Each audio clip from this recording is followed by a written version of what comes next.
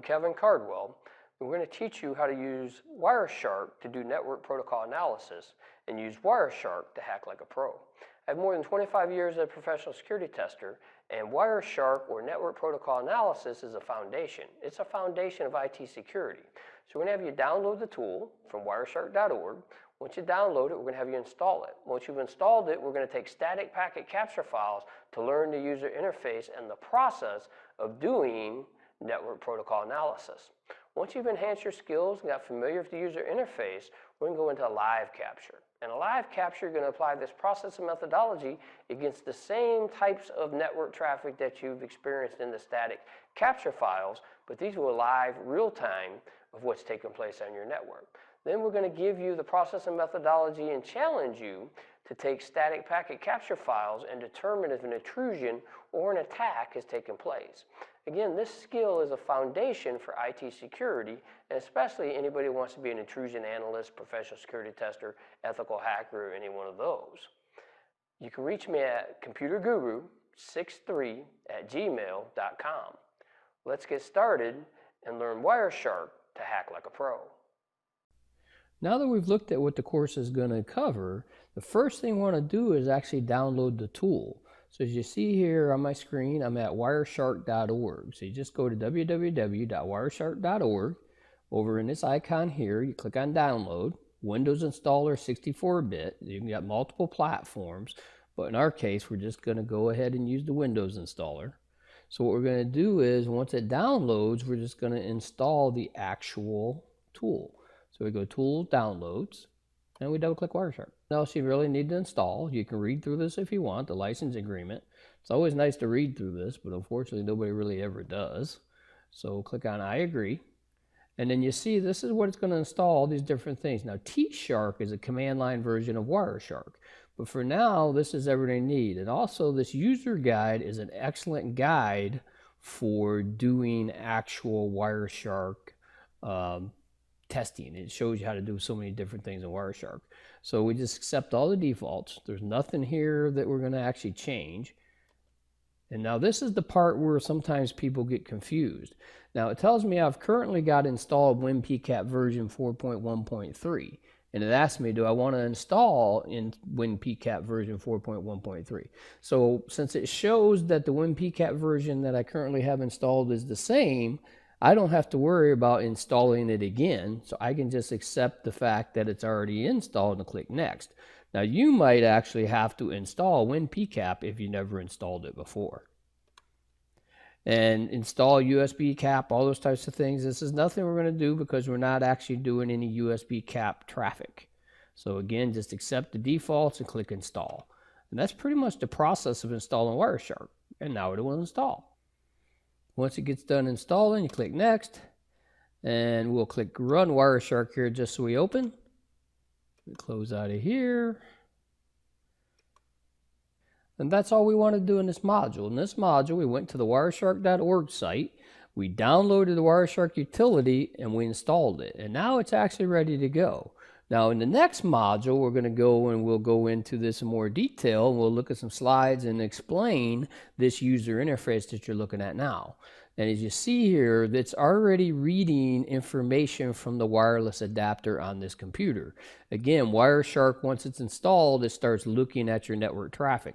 That's a feature of the newer version. The older versions didn't do this. And that concludes what we wanted to do in this module. Again, next step in the section, we're going to actually do the interface. And we'll review how to use this user interface and what exactly you're looking at when you're looking at a Wireshark packet capture. Now we've installed Wireshark, the next thing we want to do is take a few minutes and talk about working with Wireshark, mainly the user interface.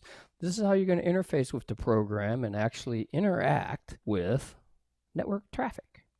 So what we're going to do is we're going to explore this Wireshark interface. We're going to look at the different components of it and how you can access different things to analyze your network traffic. We're going to start with a packet capture. This is going to be our actual static file that we're going to present to you. And that static file is going to allow you to look at different network traffic and learn how to analyze that packet capture. Then we're going to examine the window sections. There's 3 main window sections of Wireshark. You're going to learn each one of those window sections and ways you can do to enhance your analysis of the network packets that you capture on the wire. We're going to identify some resources to assist. That is, where can we go from here? So we have more material in the course, but also places you can go and learn more information about this wonderful tool.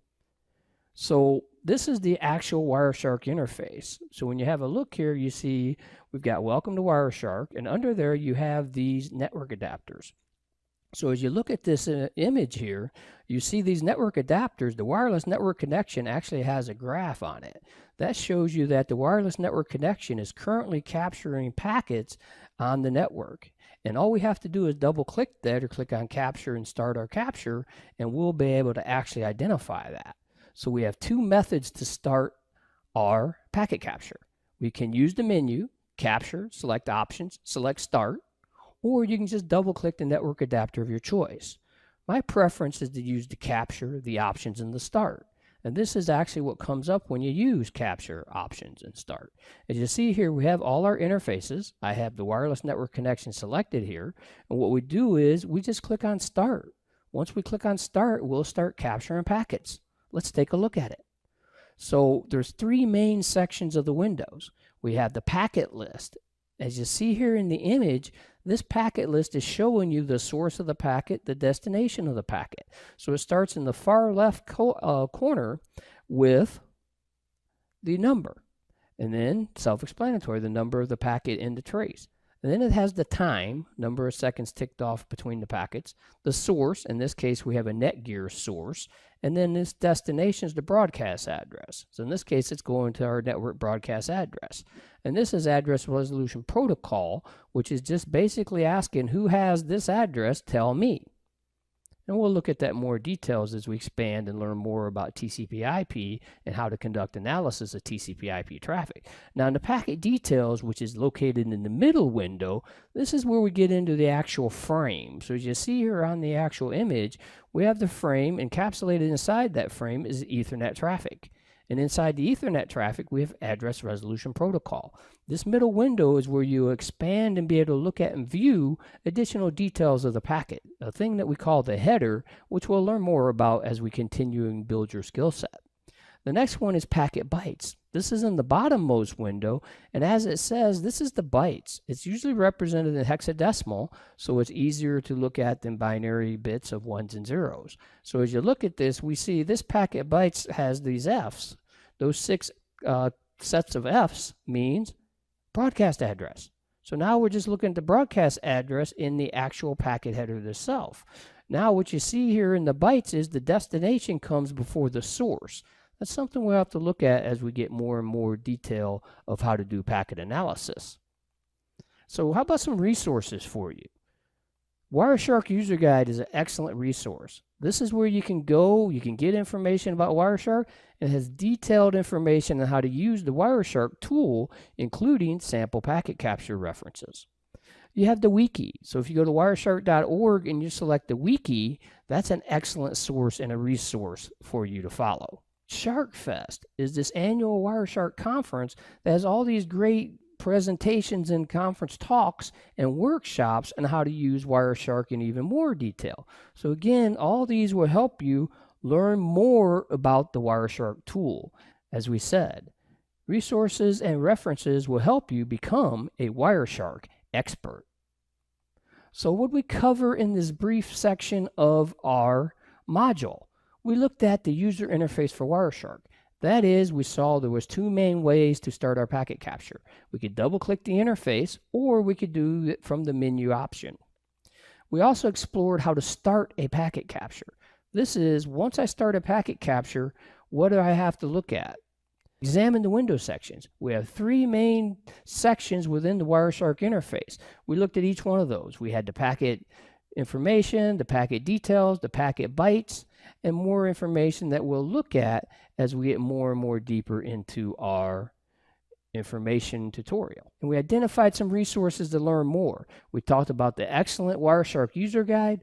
We talked about the concepts of how you could go to the wiki and you could actually research information on the wiki. And finally, we discussed the excellent resource and reference of SharkFest. Maybe you want to attend a SharkFest, or go just look at the information at the SharkFest site and read about the conference talks and presentations that are presented there by some of the top tier talent within the Wireshark community.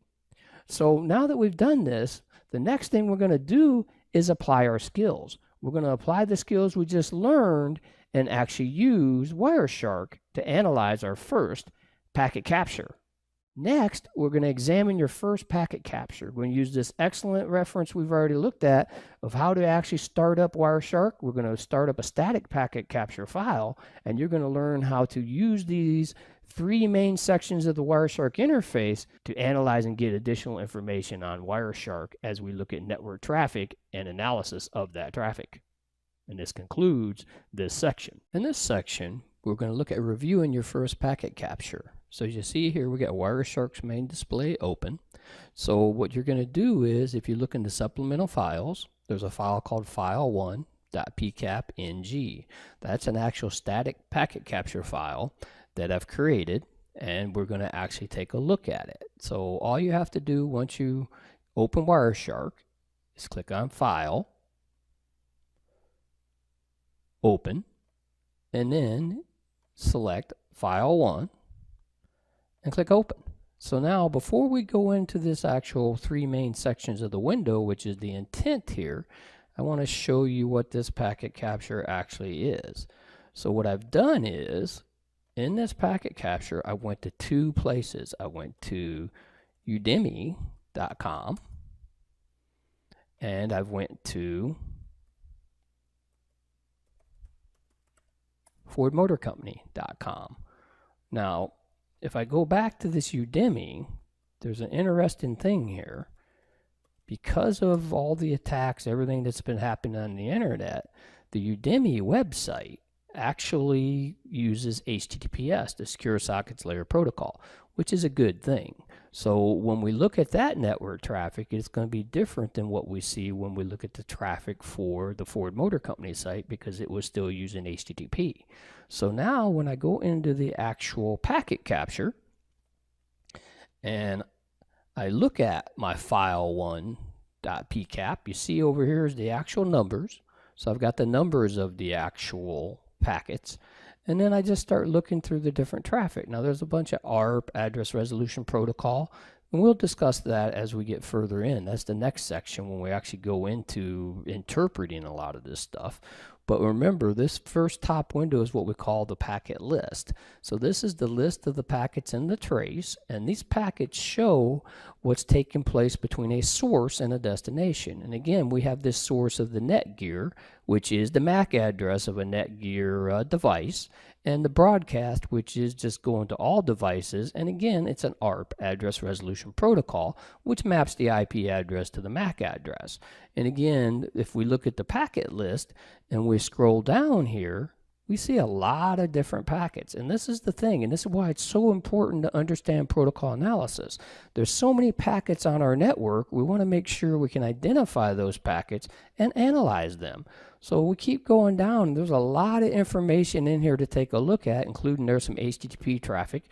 Remember, whenever you see this HTTP traffic, it's going to be in clear text, so we can review all that conversation. We'll do that as we get further into our skill set. And there's some reset packets, and we'll get into what all this means. But what I'm going to do is I'm going to page down in the packet list just to show you this here, transport layer security. This is that HTTPS. So when we use HTTPS, now you see that the actual information is encrypted. So since the information is encrypted with HTTPS, that means it's going to make it more difficult to actually be able to view it. We can review usually what's called the handshake, the communication between the client and server to set up that actual encryption, but we can't view anything else. So that's the top window. Now let's take a closer look at the middle window. If you remember from our slides, we had the middle window gives us the packet details.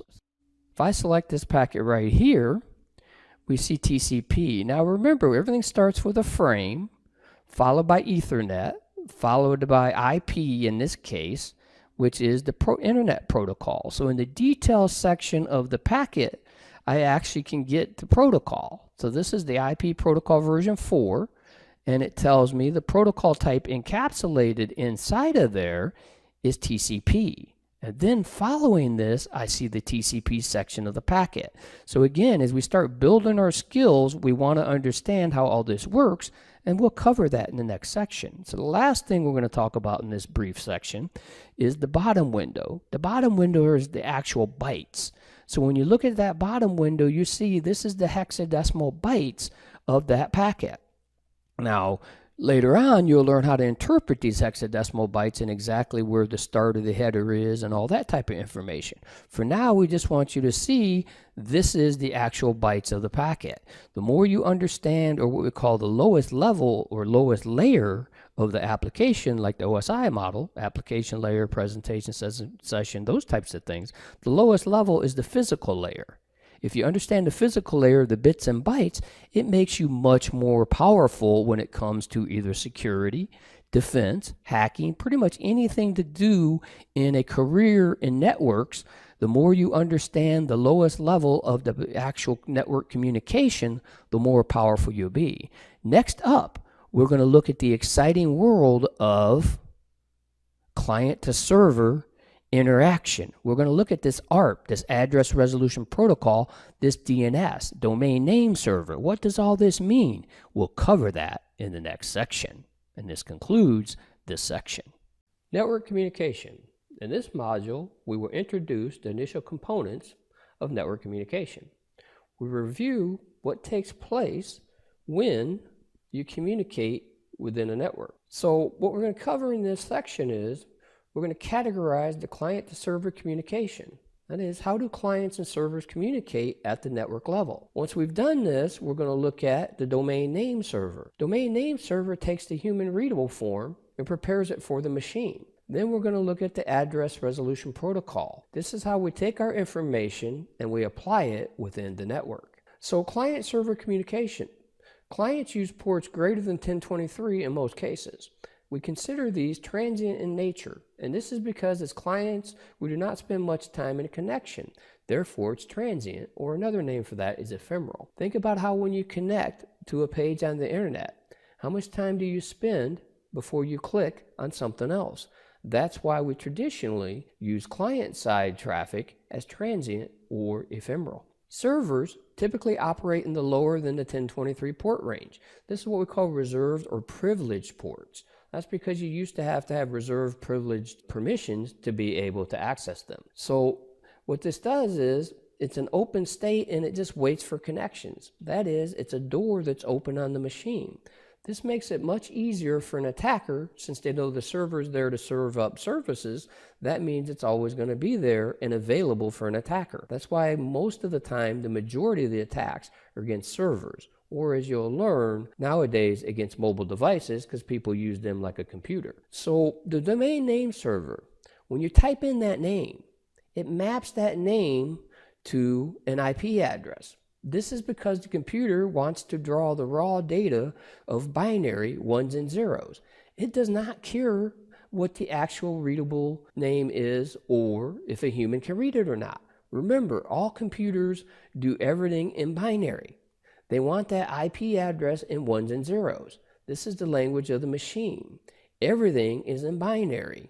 To it, it doesn't matter what it looks like other than ones and zeros. Traditional IP address we see is represented by 4 decimal numbers. This is what we call dotted octet. That's because it's 8 bits of binary for each number.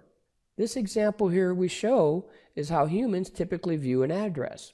It's 192.168.0.128. That's what it looks like to a human. This is what it looks like to the computer. This is 8 bits of binary for each number. As you see, the computer doesn't care about if we can read it or not. So when you look at those binary numbers, the ones and the zeros, it makes it a challenge to read. So for our purposes, we like to use hexadecimal representation of this. And this is the IP address in hexadecimal. That is, it's C0880080. This is how, when we start doing our protocol analysis, we want you to look at it. We want you to always look at things as if it's in hexadecimal, which moreover is binary, but we're not going to task you with trying to learn all those ones and zeros. It's much easier to look at 2 digits in hexadecimal, which represents 8 digits in binary. So this is easier. Some might be saying it is not, but trust us, once you practice, you'll be able to convert between the decimal and the hexadecimal as easy as writing your name. Now we come to address resolution protocol. Now, address resolution protocol is how we map the actual IP address. This is the main protocol for getting the data into the machine. The IP address just gets the data to the network. That is, it gets it to the data or the wide area network device, usually in the form of a router, that belongs to that local subnet. We need the MAC or the physical address to send the data into the machine. And this is how we use ARP. The address resolution protocol gives us that physical address to send the data into the machine. In this section, we've defined client-server communication. That is how clients and servers communicate. We have explored DNS and how it maps the name to an IP address. Remember, computers only care about binary, ones and zeros. They don't care about the numbers or in a human readable form. We enhanced our skills with information on ARP, the address resolution protocol. Remember, ARP is what we use to get us the physical address. And the physical address, or that MAC, that media access control address, that is the required address to get the data to the machine. Next up, we will explore these protocols and you'll get to look at the file 1 static packet capture file.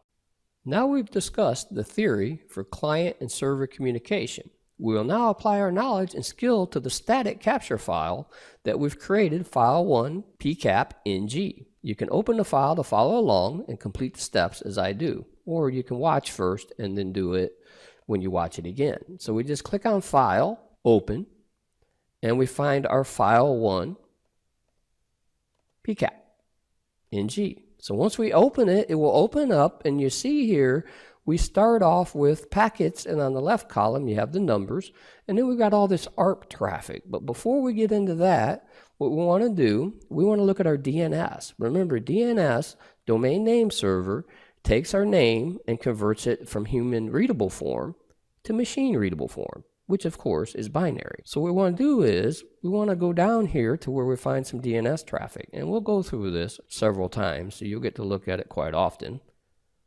And we'll show you quicker ways to do this. For now, we're learning the basics. So what we're going to do is we're going to look for a specific packet because I've researched this trace already. So now I come down here, and here's the packet I want. This 1093. So as you see here, we have www.udemy.com. That's the DNS query for the Udemy website. And in the middle window, you see here we have a source port which is greater than 1023. And we have a destination port which is 53, which is what the domain name server or DNS resides on. This points to the fact that clients normally use a port greater than 1023 and the service is less than 1023. Next thing we want to look at is the DNS information itself. So we click to expand this section that is called the domain system query. And in the query, it has a question. And that question is exactly what you probably think that question is. It's www.udemy.com. So when we look at this question, we see www.udemy.com. That's the question going to the server. So what we want to do is we're going to actually look at the actual query. We have that, and we got what's called type A for address record and classes and internet record. So now that we've looked at the query, what do you think we want to look for next? The response. So it's the very next packet, which makes it easy. So now when we look at the response, we see that the only difference is located at the bottom. There's the query, but in the response, we have this answer.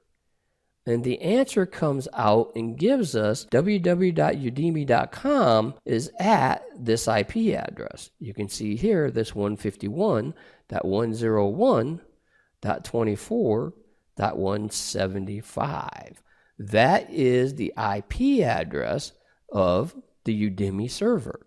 So now that we have that, that is actually replaced in our browser transparently to us, but it's replaced in our browser, and now it goes out and connects on that IP address to the server that's located there. Okay? Remember, the IP address is what the machine needs to get it to the correct location. So we return to our top window. We see right after the response, which created the machine readable form, we go into a series of connections to this port 80. Now we'll discuss what that is in the future, but right now, just understand that's a request to that web server to talk to me. And that's really what the main thing is. So now that we have this, we want to look at an example of ARP, the Address Resolution Protocol. Now ARP is local, so we'll not see the ARP for the Udemy server, but we have a number of ARP packets we can review. If we in our file locate packet number 3708, so we come down here, we'll page down,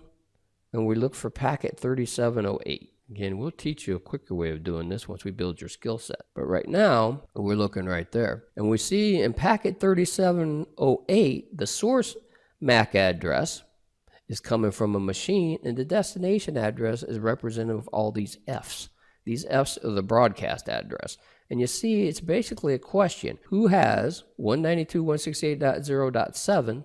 Tell me. 192.168.0.1. So once you see this, you know that packet 3708 is the request. Well, where's the response?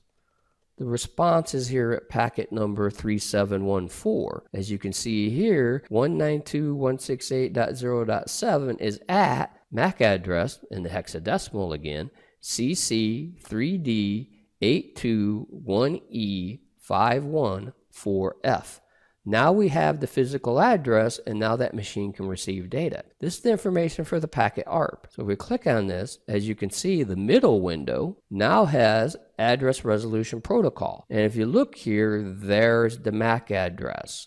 So now it tells you the IP address and the target MAC address. Now we have all this information that we've analyzed just in a couple of simple clicks of and looking in the tool Wireshark. As we said, it's much easier to represent the IP address in hexadecimal, because we go here, there is the target IP address in numbers, but rather than looking at it in binary, we have it here C0880001. In this section, you have verified how client and a server communicates, and how DNS and ARP network traffic look like in Wireshark. One important thing to note here is that the entire process we have discussed, ARP and DNS by default and in accordance with the protocol, do not have any authentication. So the source of the packet is trusted to be whom they say they are.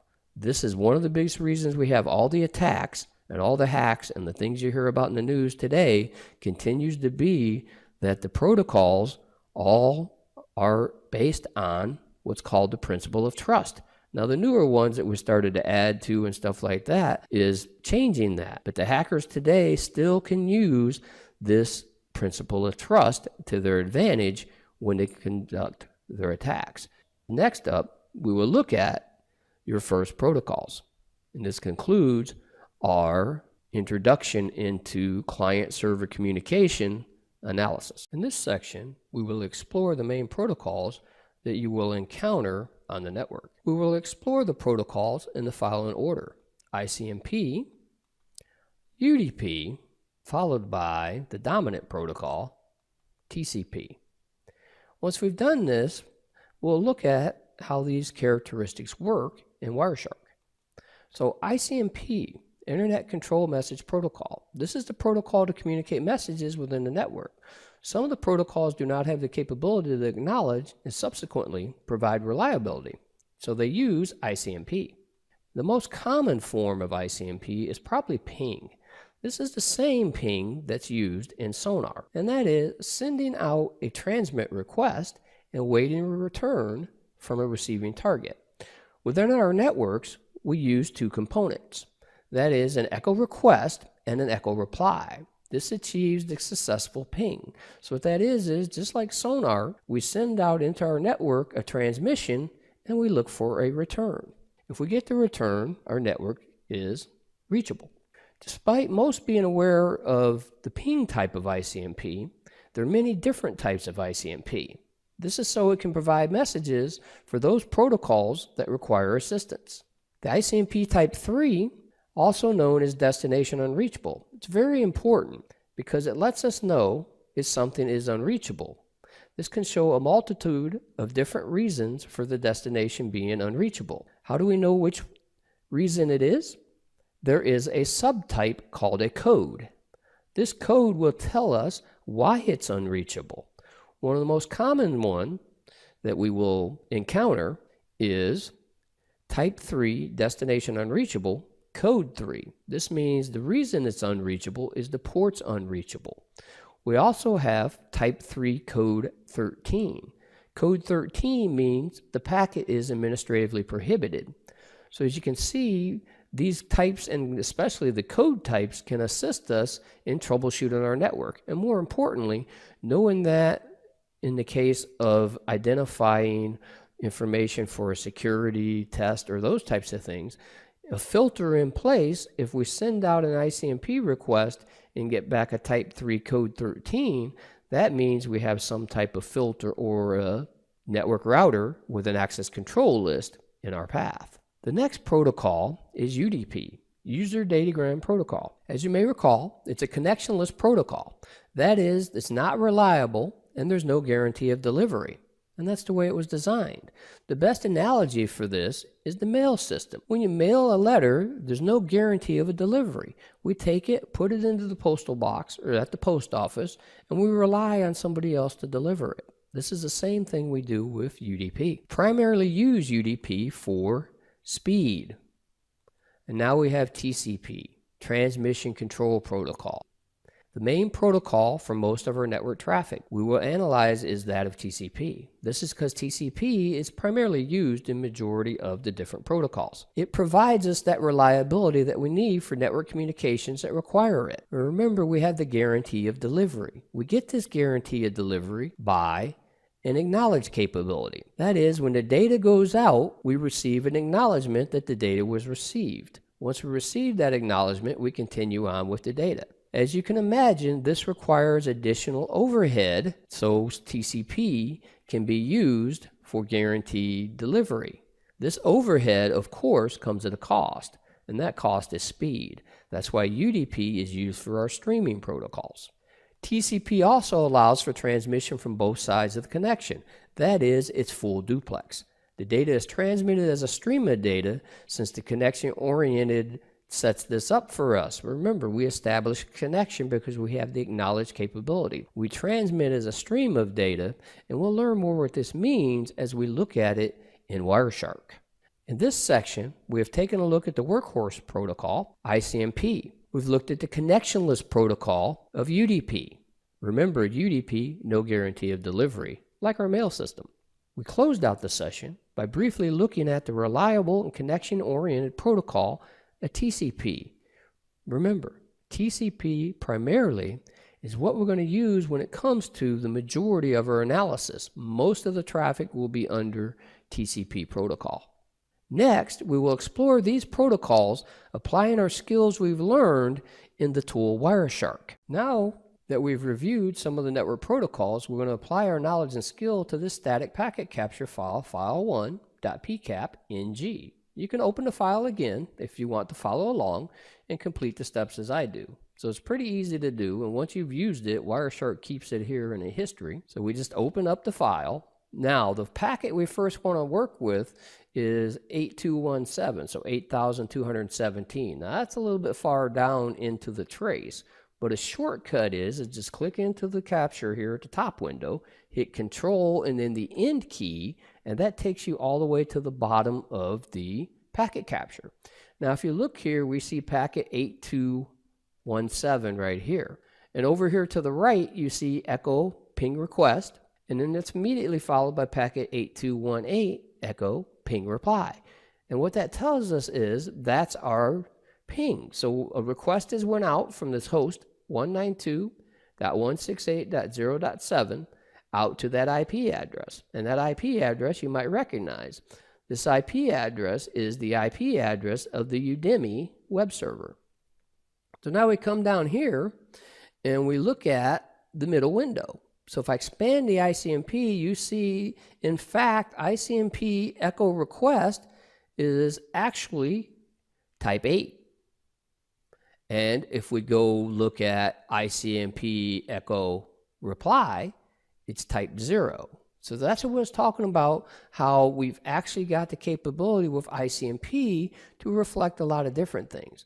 So now that we've explored ping, let us look at one more type of ICMP. Remember we said that some protocols use ICMP to notify the network about a communication status. We mentioned one of the more common ones being ICMP type 3 destination unreachable. So if we go to packet 1241 here, and I'll just control home to get to the top again, and then scroll down here to 1241. Again, we'll teach you a quicker way here soon. And that in black is highlighted. So when we look at packet 1241, we see this is an ICMP 3, right? ICMP type 3.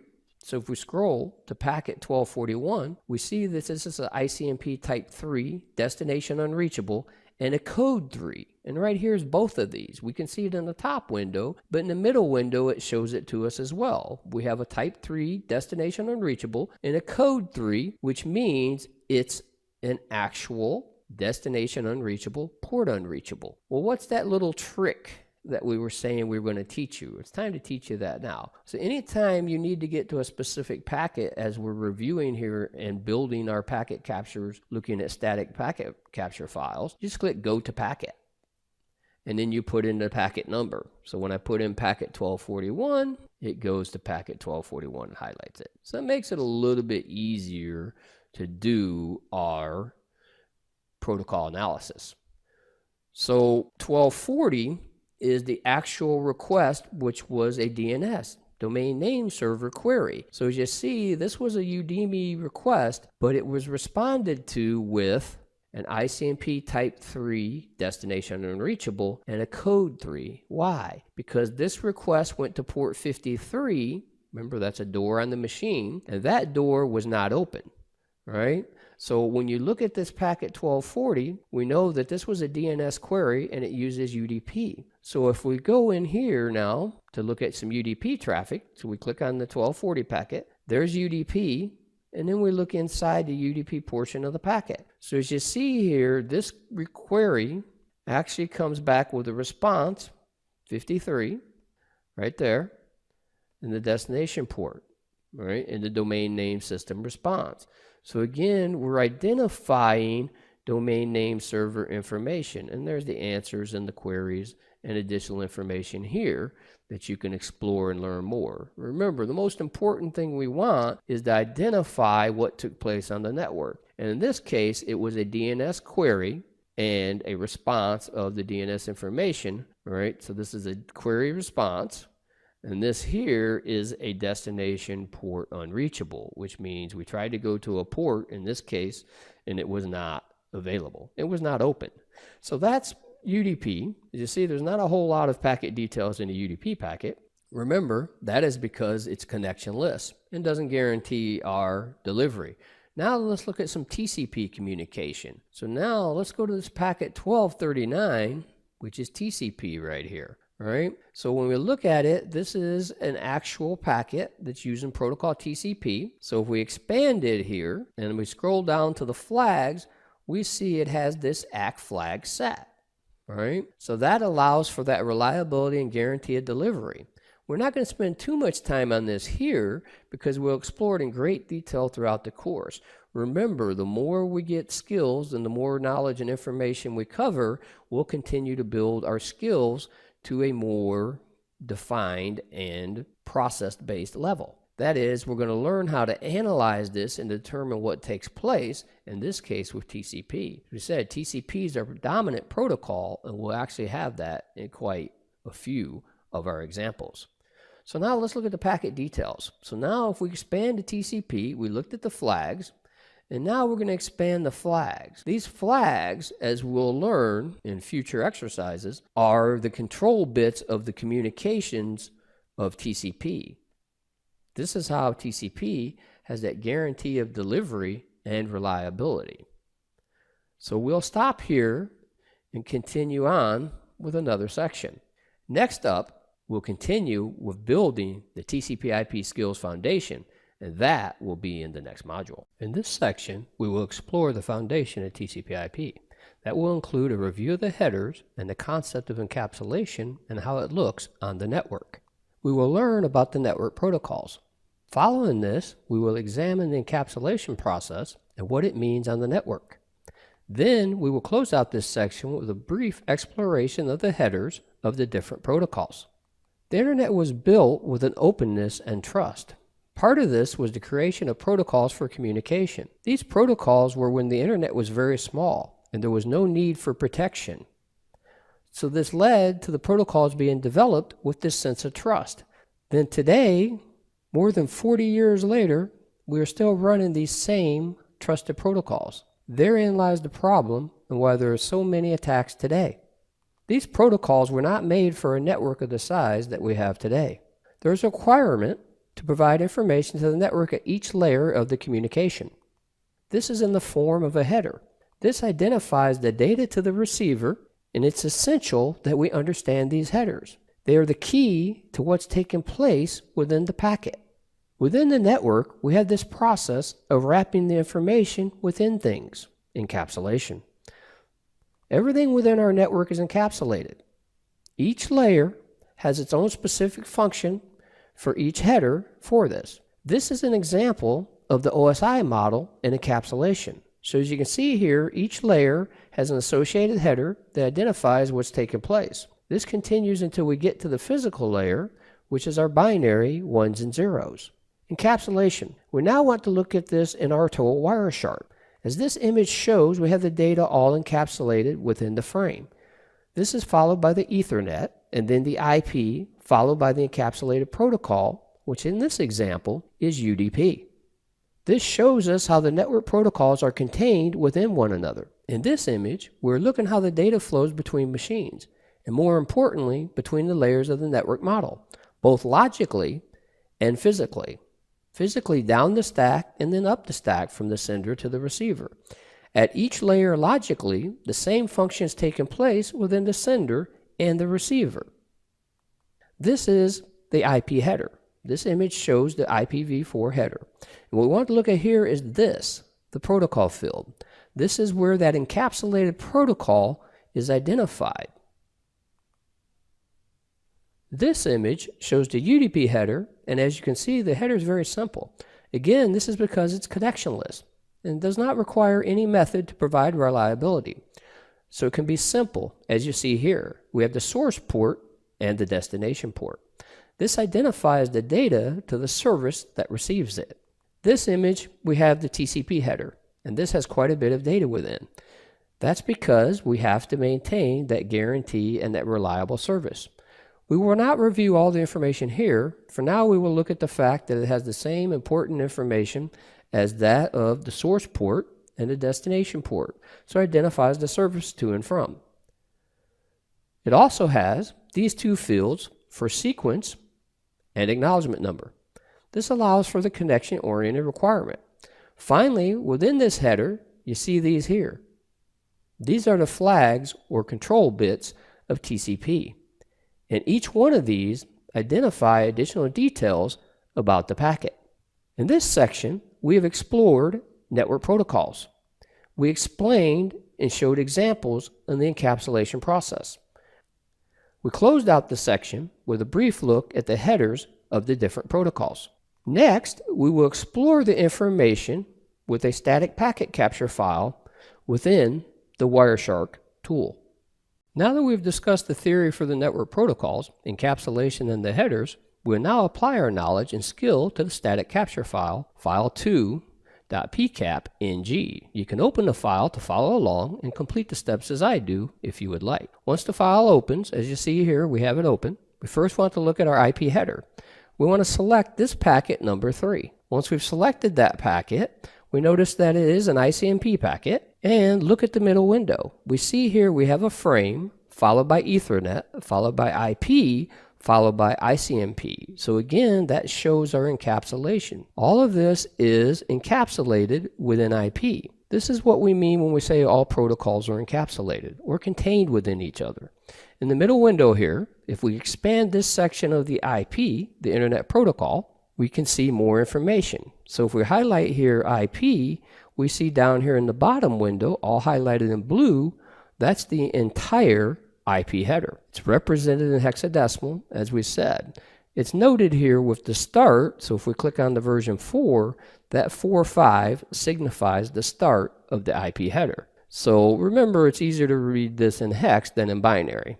So now if we go down here and we click on this protocol type, we see that the protocol type ICMP is represented with a decimal 1. That's what we're showing here. So that decimal 1 highlighted in blue in the bottom window tells us that the IP has the encapsulated protocol of ICMP.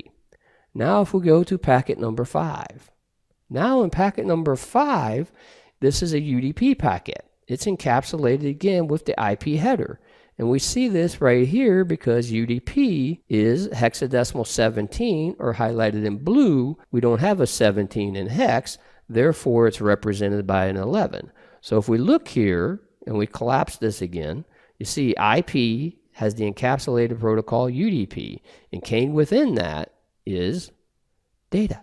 So if we expand UDP again, we see it's a very simple header. Why is that? Because it's connectionless. And since it's connectionless, it's a more simple header than what we have when we look at TCP. So now let's take a look at TCP. Now if we go to packet number 17, so we come up here to our trace, and we start seeing some packet traffic here, packet 17, which is going to port 21, which is TCP. So now what we want to do is right here we see IP with the encapsulated protocol TCP. So if we click on the IP and we expand it, we see the protocol that's encapsulated right here represented is in the bottom window with a 6, which is representation for TCP. So this tells us TCP in fact is the encapsulated protocol. Now if we scroll down to where the protocol is located and we expand that, and we scroll down, you see there's quite a bit of information contained within the TCP header. And that is so we can do our connection oriented. And mainly what we want to focus on is these flags. And we see here the send flag, or synchronize, which basically says open a connection with me. And we'll discuss that as you get more skills, right? We can expand that. Remember from the slides, we showed you the control bits or the flags. As you see here, these are the main control bits or flags of TCP. Right here is the main ones we're going to focus on: urgent, acknowledgement, push, reset, send, and fin. Right now we have a send flag set. You'll understand what that means when we build your skills a little bit further. These flags help us determine normal and abnormal traffic, as well as a few other things as well. In this section, we reviewed the network protocols and we verified encapsulation. Next, we will review details of the connections that take place within a network and identify different characteristics of the network communications. In this section, we will explore the connections within the network using the different protocols. We will review the UDP connectionless protocol. Following this, we will examine the reliable protocol of TCP. Then we will close out this section with an exploration of streams of both UDP and TCP. UDP, this is our speed protocol, the one we use for streaming. Connectionless, it consists of a very minimalistic header. And there is no acknowledgement of the data that is received by the receiver. That's why it's connectionless. Now in TCP, our reliable protocol, we have a larger header so we can track the connection parameters. This header provides us with the sequence and acknowledgement number, along with the control bits or the flags of the connection.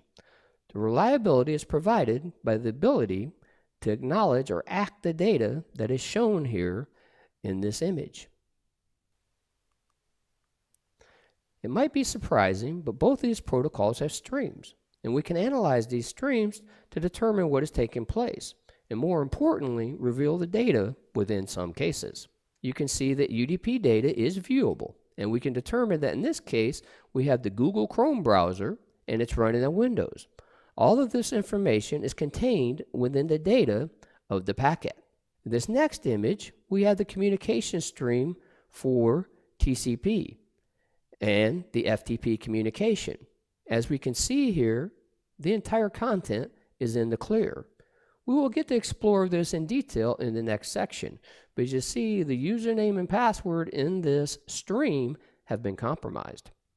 In this section, we've explored connections and components within the networks. We took a look at both UDP and TCP. We closed out the section with a brief look at the streams of data when the different protocols are used. Next, we will explore the essential components of streams and how to determine what is taking place within our static packet capture file using the Wireshark tool. Now that we've discussed the theory for the network connections in the streams, we will now apply our knowledge and skills to the static packet capture file, file 2, pcapng. So as you see here, I have the file open, and once it's open, we first want to look for a UDP stream. We have a couple of UDP packets here early in the capture. We want to look at the one that's representation of SSDP, which stands for Simple Service Discovery Protocol. We can find this at packet 59. So if I go here and go down to packet 59, I click on it as I did before, you see that it is UDP and it's SSDP, Simple Service Discovery Protocol. As you see down here in the middle window, it says Hypertext Transfer Protocol because it uses similar parameters. As you see, here's our user agent, that Google Chrome that we looked at before. So we can look here and analyze it this way, or Wireshark, being the powerful tool that it is, allows us the capability to follow the stream. So all we have to do is we click it, we just right click, follow UDP stream. This will show us the entire conversation. And there is the ASCII text or the clear text of the entire conversation of the SSDP protocol. As you see here, Google Chrome version 52 running on Windows was the browser that made this SSDP request. So just in this simple technique, we've identified somebody running Google Chrome version 52. Now, if I was an attacker, I might go look for an actual vulnerability in this version of Google Chrome. But again, that's a topic for another time. So now if we close this, we want to actually clear our filter by clicking the X here. That brings us back to the normal thing. Now what we want to do is take a look at a TCP stream. To do this, we go to packet 17. So here's packet 17. And you just see here, I have a TCP send packet, and it's to an FTP server. All right, so now what we want to do is packet 18 and 19 is part of this connection. This is that connection we've been talking about for connection oriented. We have a SYN ACK, followed by an ACK. This is what we call the three-way handshake. This takes place before any data can flow in TCP connections. So now that we have the actual TCP identified, we can right-click the packet, follow TCP stream. As you see here, now we have the stream of data for that connection. And located within here in blue is what the server says, and what red is what the client sent. As we can see here, we have the username and password of the account being used, since FTP, File Transfer Protocol, is one of those original protocols based on the principle of trust. Therefore, everything's in clear text. We also at the first line can see the version of the server that the machine is running. All of this are things that can be used if we were looking at this from the perspective of an attacker. It provides too much information onto the network. It's best to suppress this if possible. We can also see the port command. This is the method of how a file is transferred to FTP. Finally, we can see the file that the user has copied from the server. In this case, mail.gif, GIF. So all of this we found just by understanding how to use our skills and manipulate the data using the Wireshark tool and the user interface. Very powerful. Now you can see how exciting it is to see what's running on the network. Next up, we will continue with enhancing your skills, and soon you will do a live capture of your own and be able to determine what's taking place on your network. In this section, we will review the details of the different options for capturing your network traffic. We will learn about selecting the interface. We want to select the interface that's connected to the network we want to monitor. With the latest version of Wireshark, we can select more than one interface at a time. Before we start our capture, we want to view the configuration options. Then we will close out this section with a brief exploration of the different options that are available. When you open the Wireshark tool, all the detected interfaces will be displayed. The key here is the detected. If it is not there, then the interface was not detected. This could be a problem with the driver, but can also be a problem with the host-based protection software that is on the machine. As this image shows, we have a number of interfaces here on this machine, and we see the activity on 4 of them as well, represented by the bar graph. We have a number of options when we configure our interfaces. Once we've opened the capture options, this is the default landing page of that. Once you load on this default landing page, you can see in the image we have the interfaces listed, as well as a box down here for promiscuous mode, which means the address filtering for the MAC address is turned off. Also, we have 3 tabs at the top of the listed interfaces. The output options, you can see when you can save the captures with different extensions. This extension of PCAP is if you want to review files with other tools like TCP dump or the older style of protocol analysis tools, or even the intrusion detection tool Snort, which will read PCAP files. With these options, we can set the file size, and when that is reached, we will automatically create a new file. This is good for doing monitoring for sites where you're going to maybe try to detect 24 hours a day, 7 days a week intrusions. This will automatically create a file every time it reaches that size. So you will have an actual history over that time. We even have more options. Here we can select a number of different thresholds, but what we want to focus on is the fact that we can resolve the network names. As you can see here, we have these name resolution options, and each one of these can change the information that is displayed in our capture. In this section, we've explored the selection of the interface. We've examined the configuration options that we have available, and we've noted there are a number of options that are available. When we do a packet capture, we have a lot of these different options that we can do. Next, we will explore this and set up your first capture using the Wireshark tool. Start the Wireshark program. Once it opens, verify your interface that's connected to the internet is listed. In my example here, this is the wireless interface. Once we've done that, we click on Capture Options. And as you see here, we have wireless network connection, and it's even got some data on it as you represent with the traffic in the bar graph. Now, once I've selected my interface, I'm going to click Options. What I want to do is make sure this name resolution is turned off, right? We want to make sure there's no check mark in this resolve MAC addresses. Now, that's on by default, so if you haven't done this yet, if you do your packet capture, you will see the vendor name instead of the MAC address itself. We want the MAC address here. Once you've done that, now we click on Start. Now it's capturing packets. And if you see, it'll start showing MAC addresses and not the vendor names, which is what we want. Okay? So now what we want to do is go to a website. So you can open the browser of your choice. I'm going to open actual Firefox. I'm going to go to Udemy. Now that I went to Udemy, I go back to my Wireshark, and I go Capture Stop. Now what I want to do is start looking at the skills we've learned so far and locate the DNS query for Udemy. Once we have found that, then we can look at the connection. So where do we have the DNS query at? Well, it's a little bit of a process, but usually the quickest way is to just, and we'll show you another way later, and here it is at packet 106. Now the reason we want to do this is because you see the query and immediately we find a response. All right.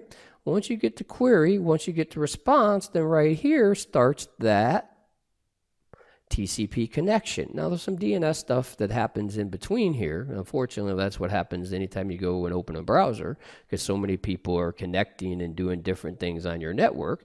But as you see here is it's going, this send packet, it's going to port 443, which means Udemy is using the HTTPS protocol instead of HTTP. So the data is encrypted. So let's see what happens when we right-click this send packet. Now remember, all the data is in what's called a stream. So if I right-click this and go follow TCP stream, there's all the data within the stream. Even though the data is encrypted, we can still see some of the information that's taking place. Like we can see this signature here of global sign, cloud SSL, secure sockets layer, California, San Francisco. So we got different things we can pick up as we look down in here. And there's a lot of different things to look at. But again, this is encrypted. So we'd rather, here as we start out, look at one that's not encrypted. So what we do is we close this, we click on capture, start another capture, continue without saving our packets. Again, it's going to start to capture at the same place we had before. And now we're going to go back to our browser, and we're going to go to Ford.com.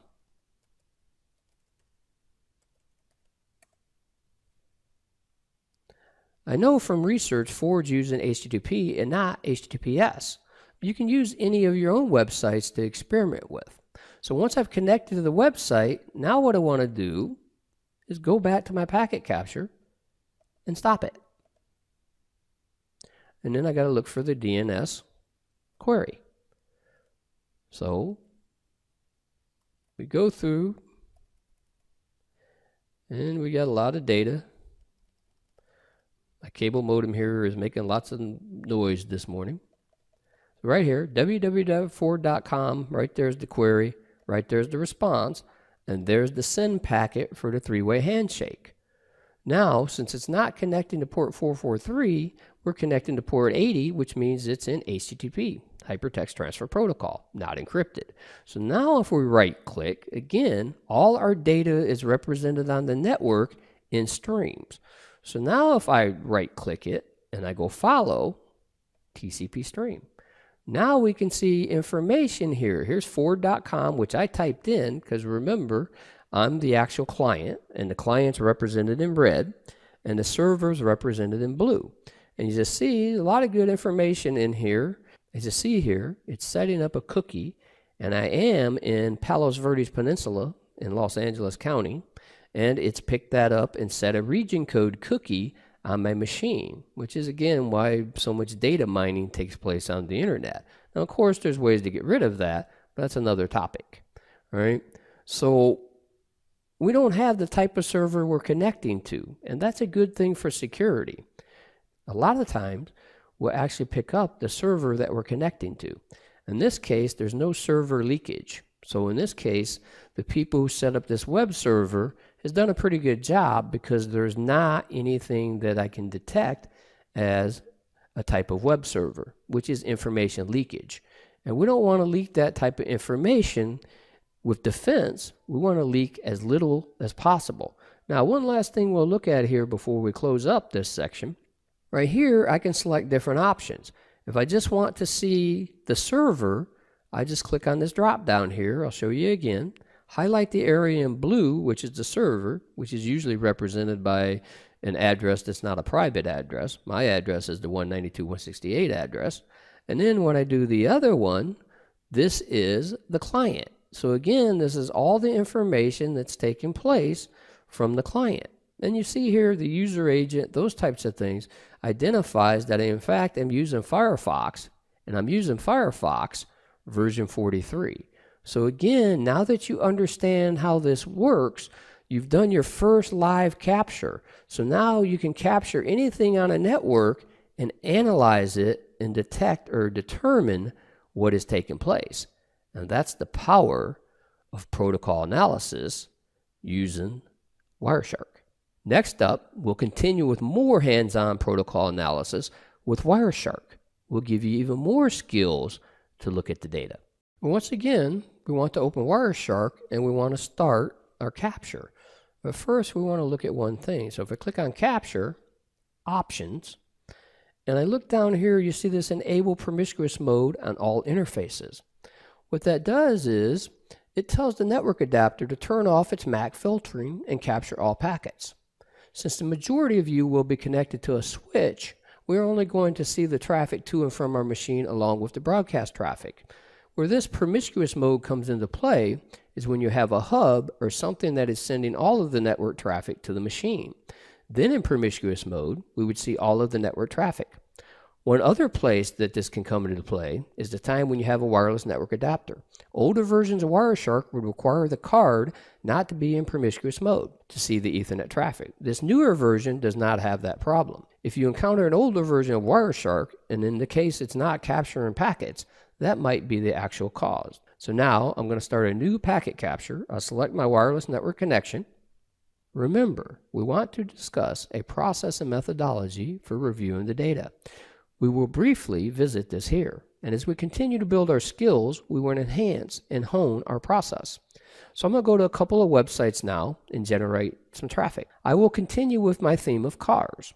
So I'll go to my browser, and I'll go to AstonMartin.com. I'll go to Porsche.com. Jaguar.com,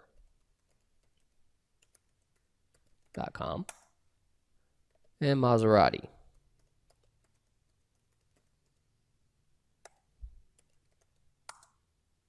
Now I've went to multiple websites. So now what we want to do is we're going to look at these websites. Remember, if you're following along, you can use any websites you want, and the process is going to work. And that's the key, is the process. So now I'm going to actually stop my packet capture. So what we're going to do is I want to go all the way up to the top here at packet 1.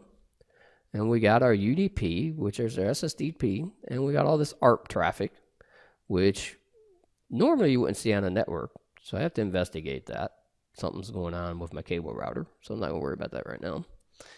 And as I go down here, I'm looking for the UDP traffic. So we know we want is a DNS query for our network traffic. There's a number of other DNS queries. So the first steps, we want to review the communication parameters. We look for the DNS and then move to the packets. There are different ways to do this. I like to use the bottom window, and it comes with practice, but as you look at practice and you do things, you get used to exploring the network traffic. So again, there's my Aston Martin. So there's my query for AstonMartin.com. So remember, after I get the DNS query, shouldn't take that long to get the response. There's the response. Immediately following this, I get information for the connection. So it comes with practice, but more you work at it, you'll get better at it. So I said there's different ways of doing it. So I'll pull this bottom window up. So we have it here in the information block of the upper window or the top window for the Wireshark tool, but we also have it down here in the details block, which is the hexadecimal dump. So we got it either place. So which one you use is entirely up to you, of course. But now we have the IP address of Aston Martin, right? So we have a lot of different things. So this is the Aston Martin. So it's not encrypted. If it was encrypted, I wouldn't be able to read it. But in this case, we see the send packet, in this case for Aston Martin, and the three-way handshake is going to port 80.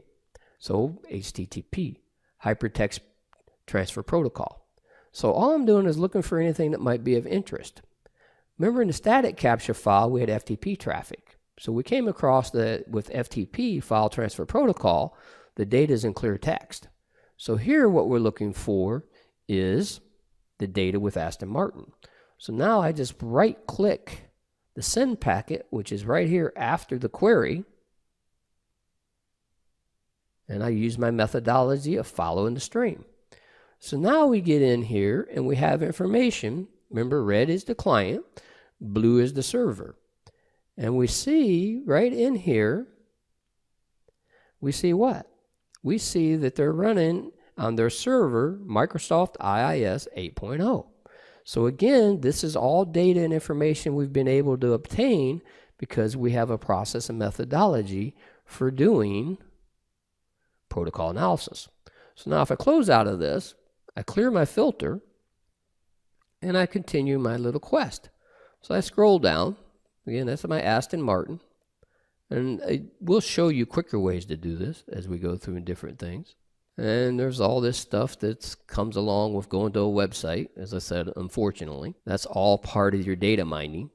So we keep coming down here, and we'll learn filtering is the way to do this quickly. And we'll learn that once we get into more analysis. And again, as I said, all this information is what's taking place every time you connect to the internet. It's why if you've ever went and you've done a shopping and you've bought something or just looked for something online, curiously, every time you go online, you'll start seeing those types of things. The best example of that, I needed a computer laptop bag. Mine broke when I was on travel one time. So I was looking one night trying to find one. And the next 3 days, all I seen was advertisements for luggage, laptop bags and luggage. So again, it's all data mining. Data mining is taking place every time we go on the network today. And this is what we're looking here in the network traffic. You're looking at all the things taking place at the network level. This is why it's so important to understand how to do protocol analysis. All right? So different types of things. So once you've had the process, now you can look at different things. And again, as I said, we will start looking at this traffic with a process and methodology that allow us to give us filter. A lot of different filtering information. All right? So a lot of things on this network. So as I scroll down, I'm just looking for any suspicious. Now I got some suspicious traffic coming up here. So now the Wireshark tool is helping me, telling me, hey, you got some duplicate acknowledgments. Now that could be a spurious retransmission, as it says here. Again, it would require more investigation. But in most cases, it's probably just noise on the network, because we have a lot of noise on any of our networks today. Because again, data mining. All this comes from data mining. So as you see here, all this noise is taking place on the network. Now, once we get into the next section, we'll teach you how to filter this and only look at specific components of what's taking place on the network. And that's one of the powerful things to do. So if I go here and just click on an example in this HTTP, which is a JPEG. So in this case, there's a JPEG file coming across. So now if I apply my methodology, identify the TCP traffic or UDP traffic, right-click it, select Follow TCP Stream. Now there's all the data there. And this is, again, is Aston Martin, CDN Aston Martin. So it's a little bit different Aston Martin than the Aston Martin I looked at before. And it's a referrer from Aston Martin. So if we scroll through here, we have all kinds of information that's taking place. We even got this Adobe Photoshop, and we got this guy Norwood, Pete Norwood. We got all kinds of stuff in here. Adobe, all kinds of data. Again, this is nothing but network traffic that's taking place between my machine, and in this case, the Aston Martin server. So that's the power of doing this stuff. You actually learn how to actually do protocol analysis. And what protocol analysis does is teaches you what's taking place on the network. So as you build your skills, you'll get more familiar with this. And like anything else, you got to practice it over and over again until you get proficient at it. That's how we learn.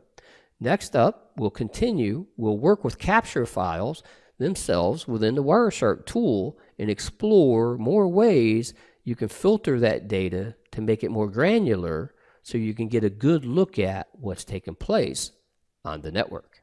In this section, we will review the details of different options for working with the captured data from the network. We will learn additional information about the saving capability within the tool. Then we'll review the different file saving formats. This is powerful because you can save your captures and use them in a number of different tools to explore different things. Additionally, you can take that saved packet capture and you can use it to train and build your skills. It's all about practicing this process and methodology over and over again. That's the key. So as this image shows, we do have the capability to save any of the data that we have captured within Wireshark. This is extremely valuable when we want to set up different types of network traffic and then see what it looks like. Remember, the more you practice at capturing information in network traffic, the better you'll get at doing analysis of this. Save capability to gain more skills. This can help us to analyze data and prepare us for conducting intrusion analysis, as well as a number of other things. Again, it's very powerful when you run a network traffic capture and then you save it and get to analyze what actually took place. Remember, the more you understand the network layer, the stronger you become because your skills are at a lower level. The lower level of the network model that you understand, the more powerful you will be. We have many file formats as this image shows. The latest format is this PCAP-NG, and that will be the default format. The other format that we have here, highlighted in blue, the first format, is the most versatile. That is the PCAP format. This allows us to use the command line tool, TCP dump, and others. So if you want the most versatile format, then we would use this one. It also would allow us to import our actual packet capture file into a number of tools, like we discussed, like snort and those types of things. As you look at all these different formats, you see we can even do Nokia. There's a Nokia format, so we can use a Nokia phone. There's formats for Solaris or Sun Snoop. There's formats for NetX-Ray, which is a tool we use in network forensics. And there's even formats for Microsoft's NetMon. Microsoft's Network Monitor has some very good features and things in it as well. In this section, we've reviewed the saving capability of Wireshark. We've examined the different save formats and explained the default and the most versatile format for our packet captures, and that is the PCAP format. The PCAP format allows us to use a number of tools to do further analysis, like intrusion analysis, or even run it through a tool like snort to look at if there's any intrusions detected within the packet capture file itself. Very powerful. Next up, we'll explore this and you'll learn how to save your capture files using the Wireshark tool. So we want to start the Wireshark program. Once it opens, verify your interface is connected to the internet as shown. Go Capture Options. In my case, it's the wireless network connection, and I'm going to start my packet capture. So now what we want to do is generate some network traffic. I'm going to go to my browser of my choice, and I'm going to use Firefox again, and I'm going to enter some data. The main one I'm going to enter is that Aston Martin site again. Now, once I've went to the Aston Martin site, I'm going to return to my packet capture and stop the packet capture. Now, we've already seen that the Aston Martin site is providing us with a lot of leaked information, as we're also getting all this ARP stuff. So what I want to do is I want to actually save the information. So we're going to actually save it, this entire packet capture. So I save it, and here's where we get into the format. Now I want to keep it more versatile, so I'm going to click on the drop down, and I'm going to save it as a PCAP file. Remember, we said the PCAP file would allow us to different types of things, and that's why I save it as a PCAP file. So now what I do here is I go in and I just type a name, and I'll type Aston as the name. Now I have the Aston Wireshark trace saved, right? So now what I want to do is look into my packet capture and isolate or make my capture more granular. This is always important to do because you can take subsections of the capture and then use them for either network forensics, as we talked about, intrusion analysis, or a number of other things. So now I come down here, and once again, I'm looking for my DNS traffic. And as we get down here, we got a lot of data, and we'll show you in the next section a quicker way of doing this, but for now we'll do it the old-fashioned way. Scroll through the data till we find our DNS and the Aston Martin packet. So you see, once again, we have a lot of network traffic on this network. A lot of Google, everybody phoning home, DoubleClick, Akamai, pretty much everything you can think about is on this network. Lots of noise. Now that I've saved it, I just want to scroll down and find my Aston Martin packet. And there's a lot of data and noise, so I want to get down here a ways to find that packet. There's different ways to do this, and we'll give a better process of doing this later. For now, we're just doing it the old-fashioned way. So I get down in here, I'm starting to see a lot of solicitation for network traffic, which usually means I'm close to a request, and there's all that ARP request. And now I go on to 2409, right there it is. There's my DNS query for Aston Martin. So after the query, we see here my send packets, right? Different types of things. There's the response. And that looks like the actual traffic for the Aston Martin, but let's find out. So packet number 2417 here on the display. So if I right click, following our process and methodology, TCP stream. Now we have the information from before. So we have the server responding that it's astonmartin.com. And we see here in this case, the server is Microsoft IIS 8.0. And that's the main thing we wanted to do, is discover that what version of the server is being used. In this case, we see what that is. Now, the power of the save capability is we have this capability to save this. So now I can save this component of, just called Aston Web. So now I have in this Aston Web the actual packets that are related to the information leakage of the Aston Martin web server. And that was the goal there, to show you how to do that. So now what you can do is, once you take your live packet captures, you can start extracting information out of them and saving these sections of that information to use, as I said, in an intrusion analysis and using different types of things, or you can actually use them to train, which is very powerful as well. So now you have this capability to exercise the process and methodology using the tool Wireshark. Next up, we're going to continue learning more about the capture methods of Wireshark. More importantly, we're going to look at some advanced methods of how to make this process even easier. In this section, we will review some of the advanced capture methods in Wireshark. We're going to look at importing and exporting data from the tool. We will learn the merge capabilities of the tool. Then we'll briefly discuss using hexadecimal files as input to Wireshark. First, we want to look at merging. We have a powerful feature in Wireshark where we can merge packet captures. This allows us to create detailed and excellent captures to use for our training and our practice.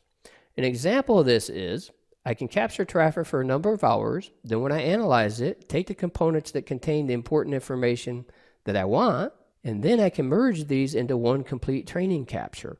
That is, I can take hours and hours of captures and only extract the pertinent information I want to be able to do training. That's a powerful feature because we know, based on what we saw already so far in the course, there's a lot of noise on my network. Therefore, since there's a lot of noise on my network, I want to have the capability to extract the important information and the things I need from the network and only analyze that. And more importantly, use it for my training practices. We have the capability within Wireshark to actually do an advanced feature called hexadecimal input. We have the ability to take packet captures that are in a hexadecimal format. That is, if I take output from another tool and put it in a text file, and the tool actually outputs in hex, I can import that tool's output into Wireshark. A lot of the tools that take raw data and output that into hexadecimal, I can input now into Wireshark and read it with the graphical interface that we've been using. Remember, the binary is hard to read. The hexadecimal makes it easier to read. So in this section, we've discussed the merging capability of Wireshark.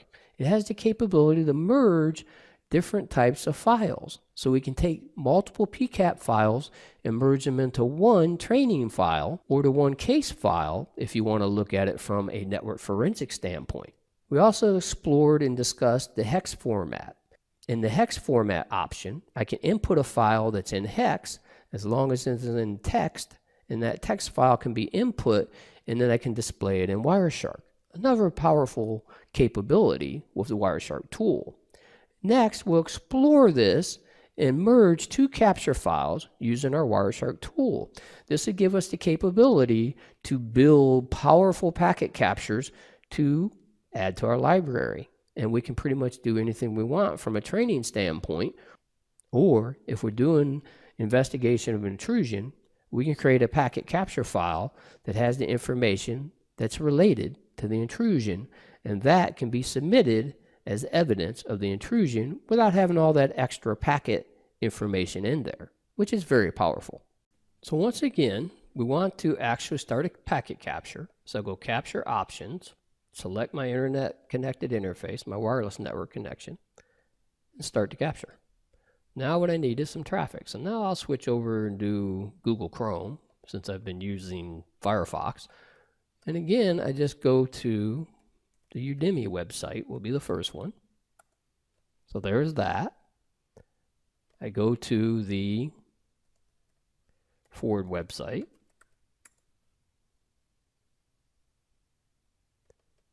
I go to the Jaguar website. And finally, I go to Aston Martin. I won't go to Maserati on this example. Okay, so now I come back to my packet capture file. And I've got a couple of options. I'll do the first one is merge this whole thing. So I'll go Capture, Stop. Once I stop it, I want to save this capture file. So I click on File, Save. And we'll call this the website traffic. And we save it. Now, all we have to do is click on File, and I want to merge. So I click on File, and I select Merge. And now I just go File, find my file, down here, my website traffic, and I click Open.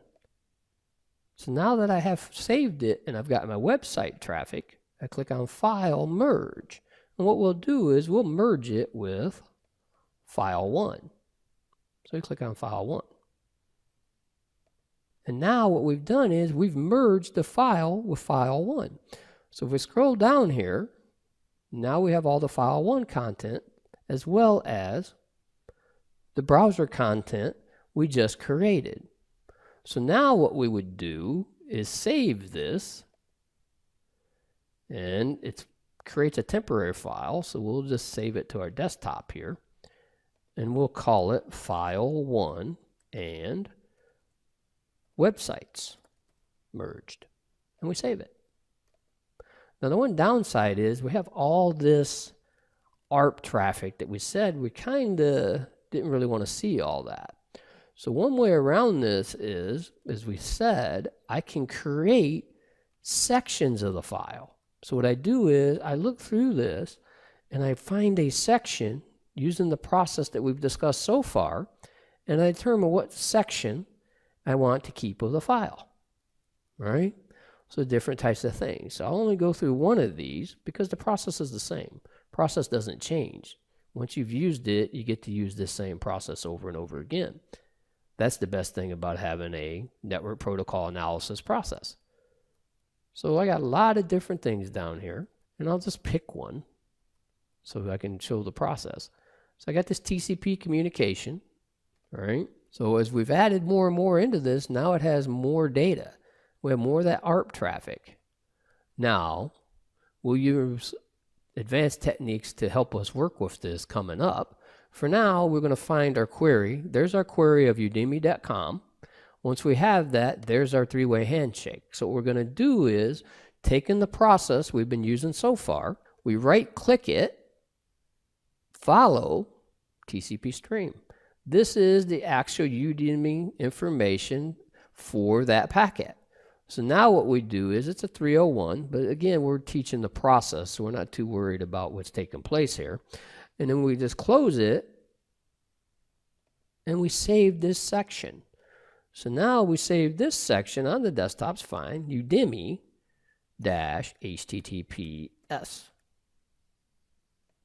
And now we have that portion of the section.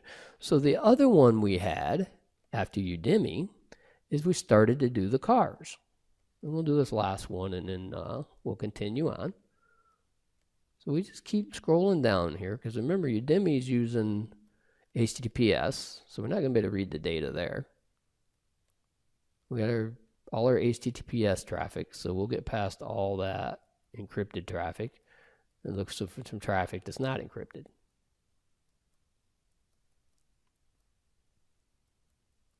There's just a lot of data on the network, and yours will be the same. So this is why we gave you the static packet capture files to practice with. As we come down here, we see Jaguar. Right after the DNS query, we got the DNS response, and there's the three-way handshake for TCP. Using our methodology, we right-click it, and we follow TCP stream. And now we got the information that the Jaguar. So now to keep the Jaguar information, we just go File, Save As, and now we just name the file Jaguar. And if you noticed, Akamai Ghost is responding. So I'll show you that now. So if we look here, there we have the actual blue, the Jaguar web server saying Akamai Ghost. So it's being forwarded from Akamai Ghost. If we come down here, you can see it's really an Apache Coyote 1.1 web server. Again, as we build our skill sets and we learn more of how to do this and practice our process and methodology, this will become very easy to do. So next up, we will continue with the methods of using Wireshark for analysis of network traffic. Now we're going to get into exploring the powerful concepts of filtering within the tool. As you've noticed, I've used the old school way of scrolling up and down looking through the packets. We will teach you a much more proficient and powerful way coming up soon. In this section, we will review the filtering capabilities of Wireshark. Remember when we looked at the packet analysis, we had to scroll down and look at different things in the packet capture. What we're going to do now is add an essential skill, and that skill is applying filters. Learn how to build the different types of filters within Wireshark.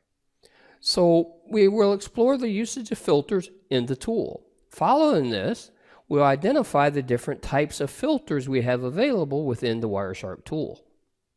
To effectively analyze traffic, there's powerful filters that we have in Wireshark. This capability provides an exceptional method for us to analyze the packet captures once we have them. As you build your skills, the more you work with the filters, the more expert at analysis you will become. We have different types of filters within Wireshark. With a capture filter, we can control what packets are captured.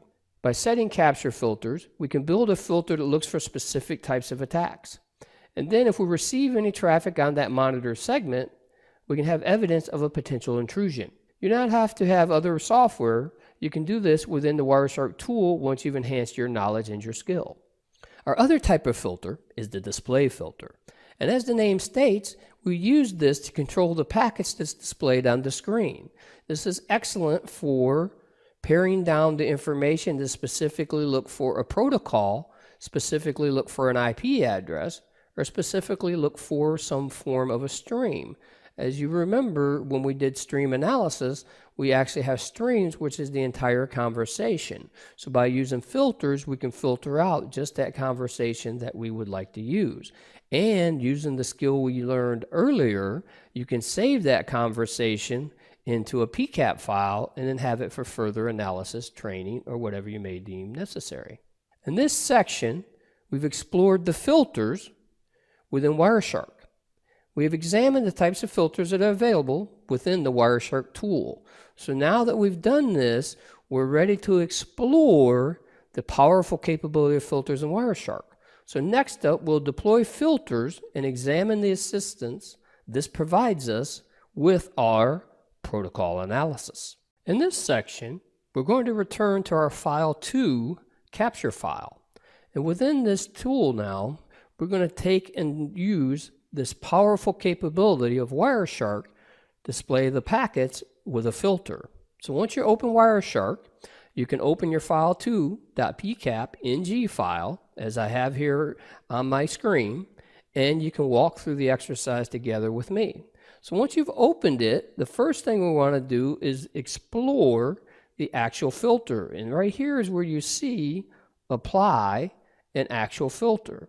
So what we can do is just enter here ARP, which is our ARP, and then we come over here and we click this blue arrow. Now what it does is took all the packets that were in this packet capture file, and what it did is it only extracted the information of the filter. So if you look at the ARP here, you can see we just have the ARP packets display.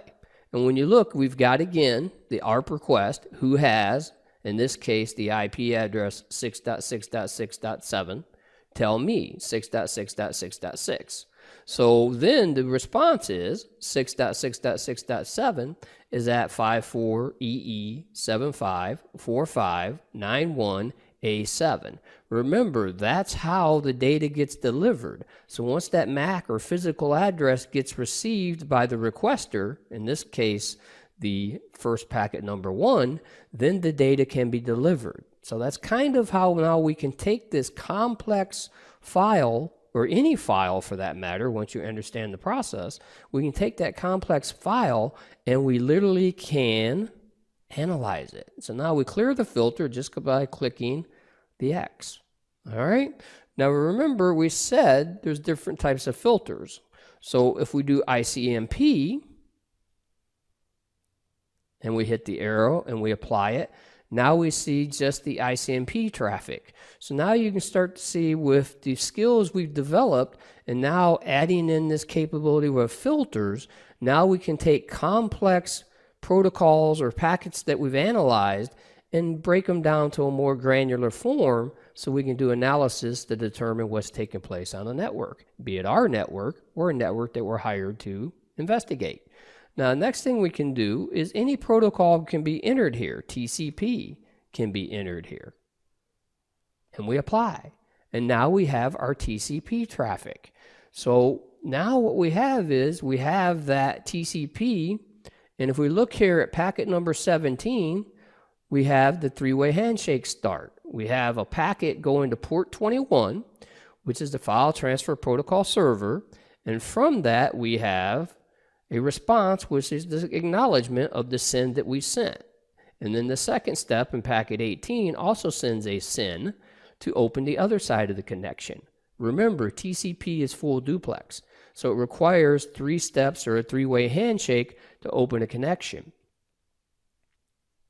If you look here in packet number 20, we've identified that we're connecting to an FTP server version 2.0, a 3C daemon.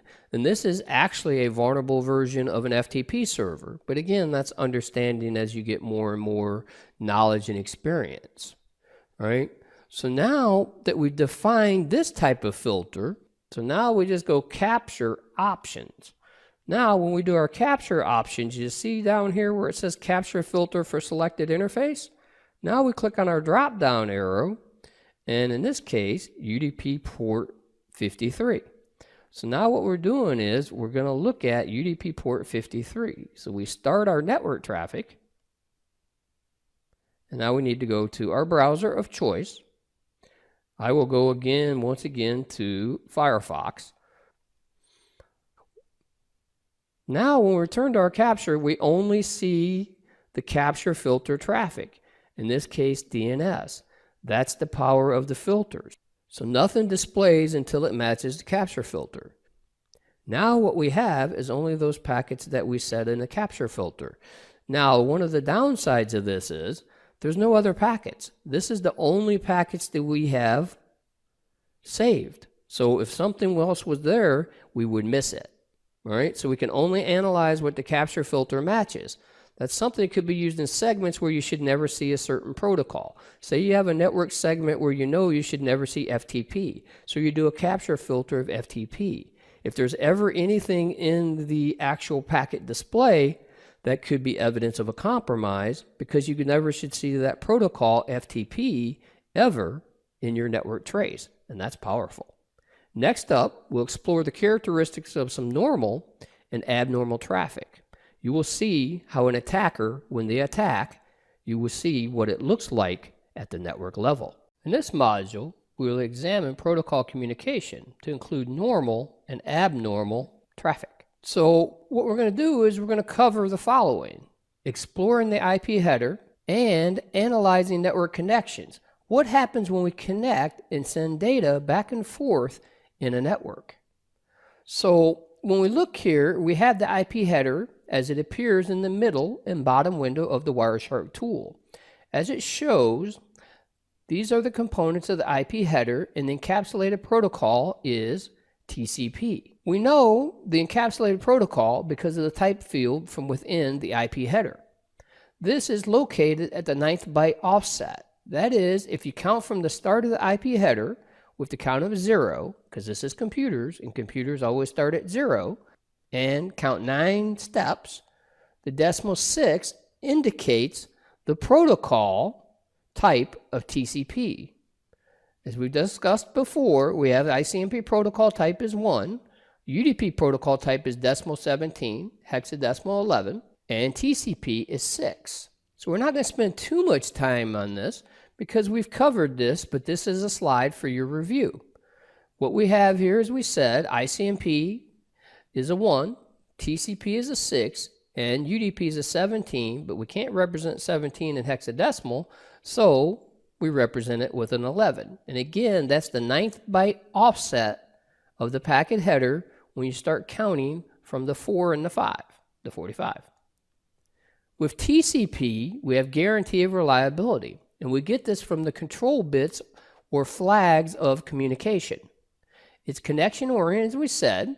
The connection is interpreted as a stream, and that means it's interpreted by the application and not TCP. That's very powerful. That's why when we do that follow the stream, we have the entire sequence of the connection. Now, as we look at the diagram, the key here is the flags. In this packet, the ACK flag is set, as you see here. This means that a packet has been received and it's acknowledging that packet. These flags all have a specific meaning within the connection, and is what we want to understand when it comes to hacking, security, and also intrusion analysis. The flags are as follows. U is for urgent. That means the urgent pointer is set and this data is urgent. A is for acknowledgement, or ACK, which we've already discussed. We're acknowledging something that was sent. Push has data within the packet. Reset, abnormal close of a connection. Send is open a connection with me. Some like to refer to that as the hello. And then finally, finish is the normal close of a connection. These are the 6 main flags of TCP. By understanding these flags, you can identify what's taking place in the network, both from a standpoint of normal traffic and abnormal traffic. This slide shows the connection for each TCP communication, and that is what we call the three-way handshake. And this is shown here both in the diagram and also in the image from the packet capture in Wireshark. It's a SYN ACK followed by an ACK. Now remember, the first SYN or synchronize says open a connection with me. The acknowledgement is acknowledging that open a connection request. The second step SYN is from the receiver, because the receiver has to open up their own side of the connection. This is why TCP is full duplex and either side can send or receive at the same time. And the final act is the acknowledgement of the synchronize or the connection request received from the receiver. TCP connection close. Remember, we had 3 steps to open the connection. It takes 4 steps to close the connection. This is because we have to close each side of the connection. So here we have in the diagram a FINAC, which means please acknowledge my finish request. And then the acknowledgement returned means I acknowledge your finish request. And the fin ACK again is the close of the other side of the connection. So remember, both sides of the connection have to close. This is so one side can close while another side still has data to send. Very important that we allow both sides to send their complete data. One side might be sending 1,000 bytes, for instance, and the other side sending 100. So it's not really good engineering design to require the person with the 100 bytes to leave their connection open until the 1,000 bytes are transferred. And that's why each side can close its own connection. So as you look here in the image taken from Wireshark, we see a SYN ACK, and an ACK in packet 18, 21, and 22. And then immediately we close 23 through 26. So that's the three-way handshake followed by the four-step close. Now we got TCP connection reset. When something goes wrong within TCP, a reset is used to tear down a connection. If you're seeing a large number of resets on the network, this could be an indication something's not right on the network.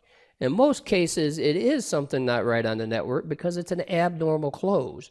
It's an actual example you see when somebody's trying to connect to a service that's not there. If they keep trying to connect to it, TCP will respond with a reset. You'll see an abnormal amount of resets in the actual packet capture. It's all in the packet. So as you look at this image, you can see the flags that the packet has set. So what is wrong here? This packet has the following flags that are set: the fin, the push, and the urgent. So the fin is a finish or a close of a connection, push is data, and urgent is the urgent pointer set. So let's think of this logically. With our analysis, we know fin is a normal close and push is data, and urgent is the urgent pointer set. Do you think it would be normal to send data in the same packet that is closing a connection? Remember, when we close the connection, we're just telling the receiving side we want to close. We send a fin flag with the ACK flag set. All we showed you in the slide was the fin and the ACK flag set. So what about having data or the push flag set in a closed packet? Hopefully you're thinking this is not normal. It is not normal. That's good. This is an abnormal packet. In fact, it's a crafted packet. And since it's a crafted packet, it's an abnormal packet on the network. It's actually the signature of one of the most popular hacking tools that is free and open source on the market, created by a guy that goes by the name of Fyodor, and that is Nmap. And this is what we call the Xmas scan of Nmap. So in Nmap, it actually sets three flags: the fin, the push, and the urgent. So now looking at this packet, we know somebody is conducting an Xmas scan against wherever this packet is directed. That's the power of understanding what's normal and abnormal on our network. So in this section, we explored the IP header and how to identify the encapsulated protocol. We reviewed the network connections and, more importantly, the communication control bits or flags of TCP. Now you have enough knowledge and enough skill to review abnormal traffic data and some basic attacks using Wireshark. So next up, we're going to take those skills and we're going to apply them and analyze attack communications. In this section, we're going to review the file3.pcapng. So if you haven't opened Wireshark already, please do, and open the file3.pcapng capture file, and you can follow along, or you can watch me and then work on it after you see me do it. So once you open the file, we want to see what's contained within. Now we can deploy a number of methods of doing this. As we see, there's 24,625 packets in this packet capture. We see here in packet 1, we have an ARP reply. And then we see in packet number 2, we have another ARP reply. The problem is, take a look at packet 1 and packet 2. Do you see anything strange? They have the same MAC address, but they have different IP addresses. That cannot happen.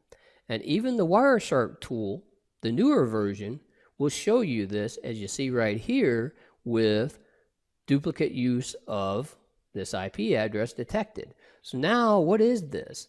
This is two machines on the network having the same MAC or physical address. So when you think about that, where's the data going to go? Is it going to go to the first MAC address machine or the other machine? And the problem is it's not defined because this is a duplicate MAC address on the network. And in this case, this MAC address that's pointing to these two machines is an attacker. And what they're doing is they're setting up a technique called ARP spoofing or ARP poisoning. And what they're doing is they're pretending to be both of these machines. And that is the characteristic of a man-in-the-middle attack. And that's exactly what this is. This is an attack or a man-in-the-middle attack against these two machines. After the man-in-the-middle attack, we can see there are a lot of resets in the packet capture. So as you scroll down in the packet capture, you see a lot of resets. See these resets and then resets? More and more resets. Now, you're seeing a lot of send packets followed by resets. Now, if you remember, we specifically stated that resets are an abnormal close. That means something's taking place on the network. There's concern, so we shouldn't see a lot of these resets. Remember, resets are an indication of ports that are closed. So an attacker, if they go look for ports being open, any port that's closed is going to respond with a reset. So because of this, this looks like indications of what we call a port scan. A port scan is, again, that attacker connecting to as many ports as they can to see if they get a response. The response they're looking for is a SYN-ACK, because the SYN-ACK will do what? The SYN-ACK identifies the ports open. Remember, no matter how good a hacker is, they have to have the port open or a door into the machine to attack it. All right? So we see a lot of port scanning going on. Reality is that port scanning is quite common. From our analysis point of view, we're concerned with the data. So as you may recall from the slides, we have the push flag that represents data. Now remember our power of filter. So now we can actually put this power of filtering to good use and apply it to make this packet capture easier to disseminate and easier to analyze. So now what we're going to do is we're going to enter a filter, tcp.flags.push equals 1. So what that says is if the push flag is set, display the packet. So now all we do is click the blue arrow and we apply our filter. These are the only packets with data in them. And you see here this packet, fin, push, and urgent. You remember what that is? That fin, push, and urgent is that signature that we showed you in the slide of an Xmas scan using the Nmap tool. So now we've got indications of an Xmas scan. Not a big revelation. So an Xmas scan is just a type of port scanning. So now if we go to packet 10295 right here, we see over here in the info section that a version of bind was returned. Well, what is bind? Bind is Berkeley Internet Name Domain.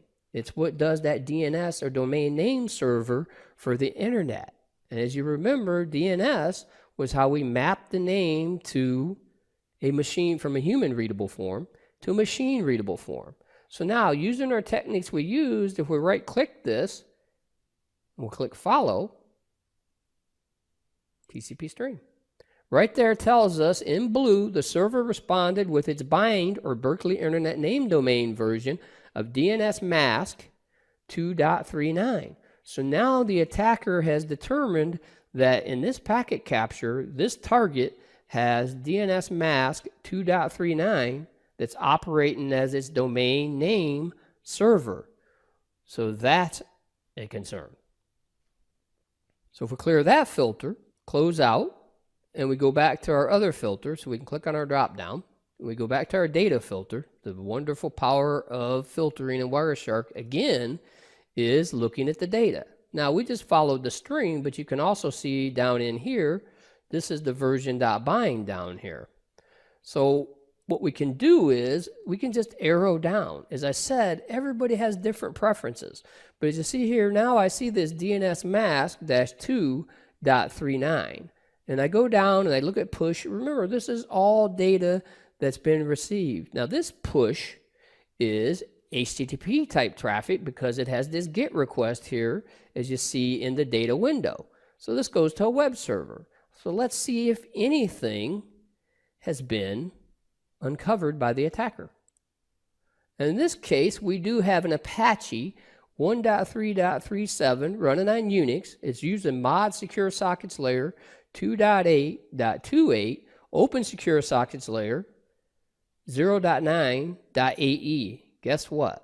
That is leaking too much information. And in fact, all that information that's leaked right there could lead to potential attack vectors for an attacker. So just by following the process that we've covered throughout the course, you've now identified a weak area and an area that could be attacked for either your own network or any network you're hired to monitor or take a look at. That's the power of understanding protocol analysis with Wireshark. You have the tools now. Now you know how to do a number of different types of protocol analysis, and we're going to build this skills in the final section. Next up, we will explore another capture file. You'll review more types of attacks using the process we've enhanced throughout the course. This is to give you your skills and now apply those skills so you get more experience. By learning what we've shown you so far, you can apply those skills and do a multitude of things as we've already discussed. And that's what we're going to do next. In this section, we're going to review the file 4.pcap.ng capture file. And I've got it open here in my Wireshark. So like we've done before, if you want to open it up and follow along, you can. And we're going to use the skills we've developed throughout the course to determine what has taken place on the network where this packet capture was taken. So once the file opens, you want to see what's contained within. We have the process we discussed in the previous capture file. So what we want to do is follow that same process. So as we start looking at this packet capture file, we see something interesting here in packet number 4. So in packet number 4, we have MBSS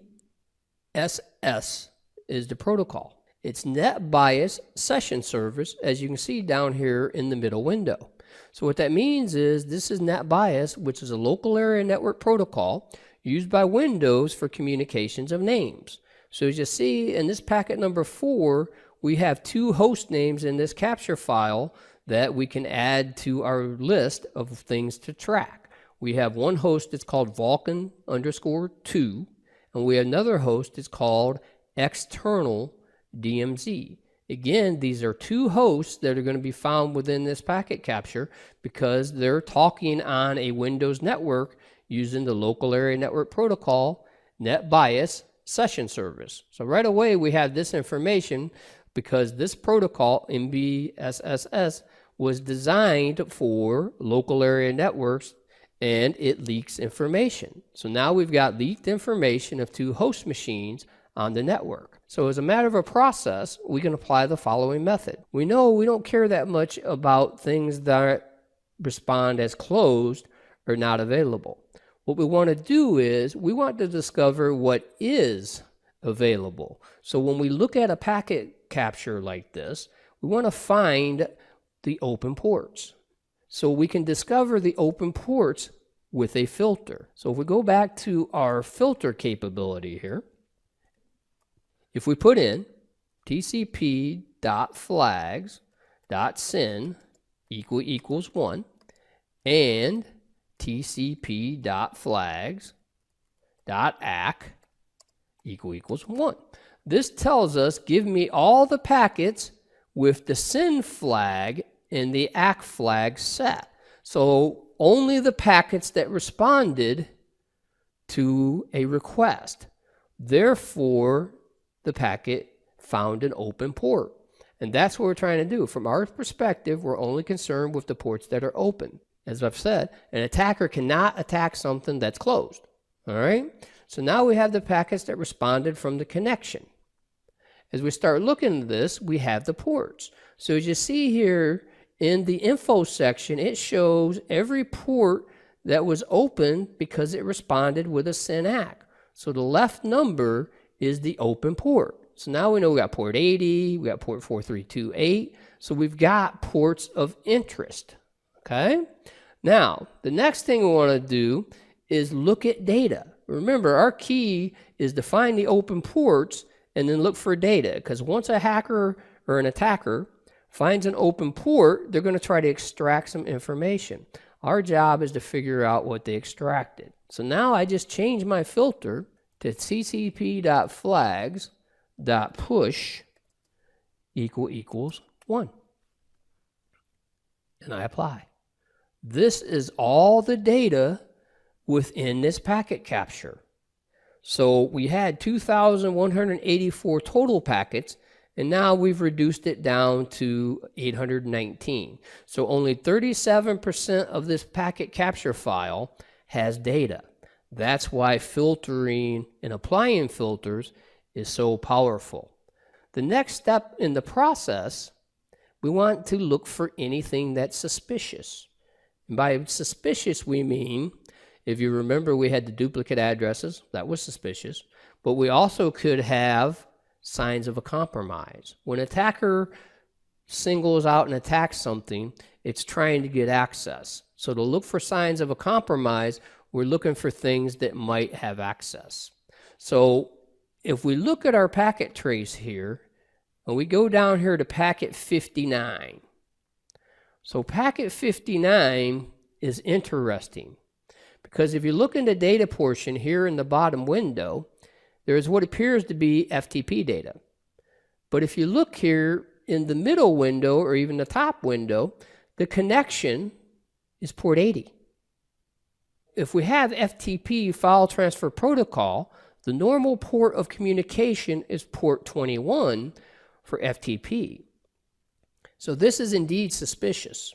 So what we want to do now is we want to investigate further, because what we have here, we have somebody connecting from this IP address at the 223 subnet into a web server, but they're talking to it with FTP.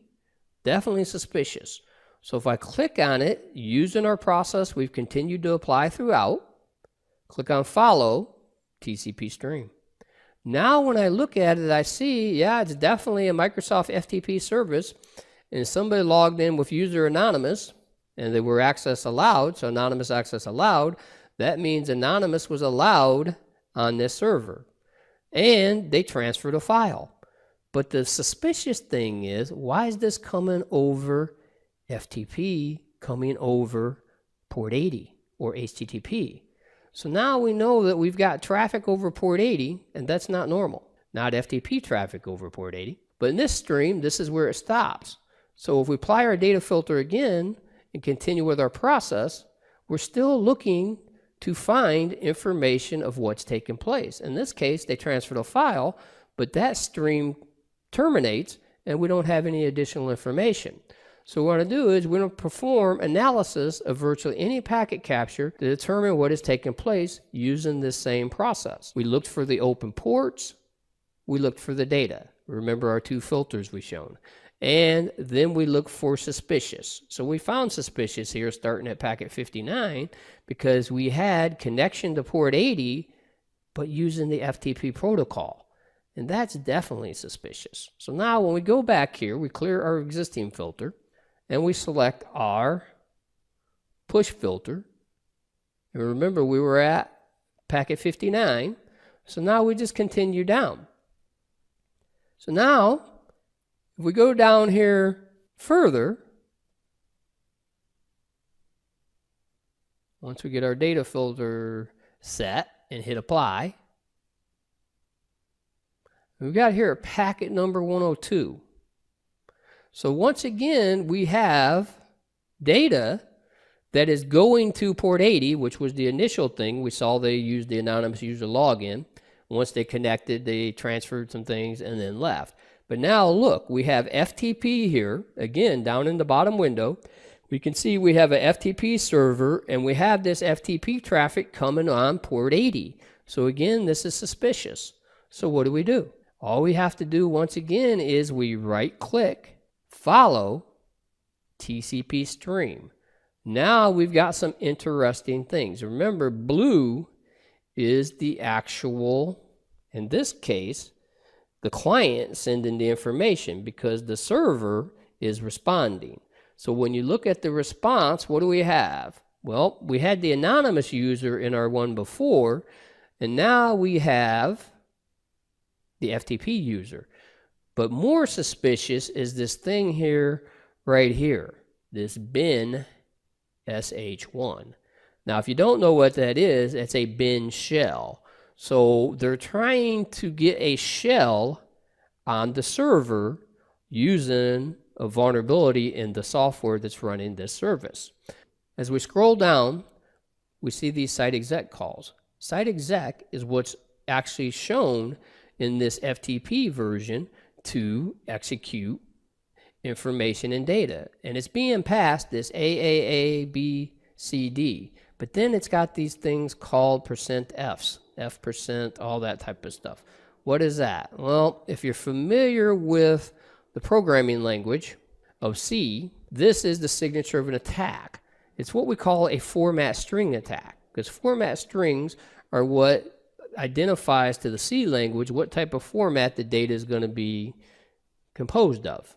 So that's what we have. So now all these site execs are trying to get control of the machine and get access. So as we scroll down here, what we're doing is we're looking for signs of a compromise. So far, nothing's been compromised because we continue to see all this data going in. But remember from where our password was entered, we've seen that string bin sh. So they are trying to get with that bin sh a shell. So as we start going down here, now we've got some data. So now what happens is something's changed. The address is changed. Now it's got access to what we call our shell code. Now when we run shell code, what we're trying to do is take control of the application and run a shell. And again, these are things you'll learn as you build your skills, and we continue on. As I get down here, I've got a response. And it's a Linux localhost, local domain. As you start looking down there, you see right here, UID equals 0. So what we have is, this shows us that a shell was returned to the attacker, and not only a shell, but root level access as well. That's indicated here in the UID equals 0. This machine has been compromised.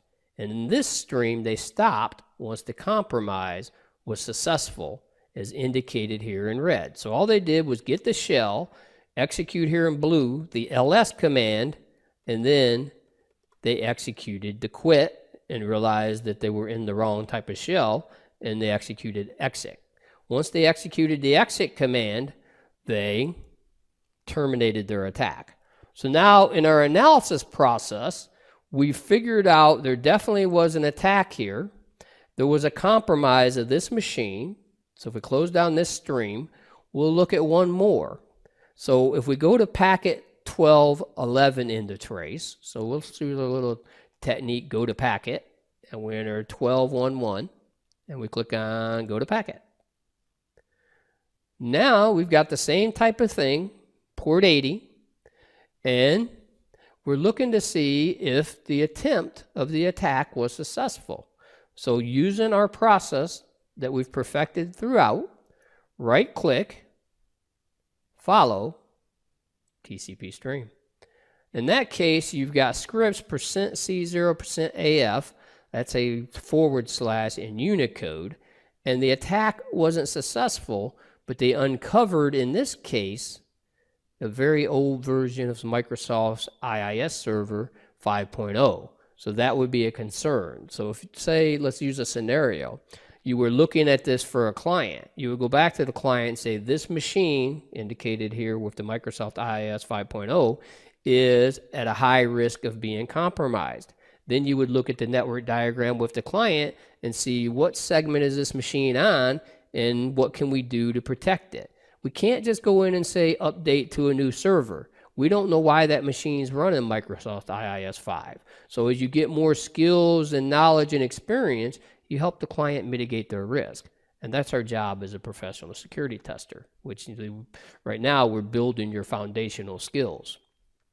So since it didn't respond with a 200 OK, this wasn't successful. So let's see if we can find a successful one. So now we're going to go to packet 1495. So now if I go to packet 1495, using my same go-to packet technique, same thing, port 80 traffic. Oh, this is 4463 traffic. So here I am at packet 1495. If I right-click that, follow TCP stream. Now we have a little bit different. Remember before we got a 500 error and nothing happened. Now this packet has returned that this machine that's running that Microsoft IIS 5 box is actually a Microsoft Windows 2000. And not only that, it returned a shell to the attacker. We see this is indeed a compromised machine. So now we would go to the client and tell them this machine located here has been compromised.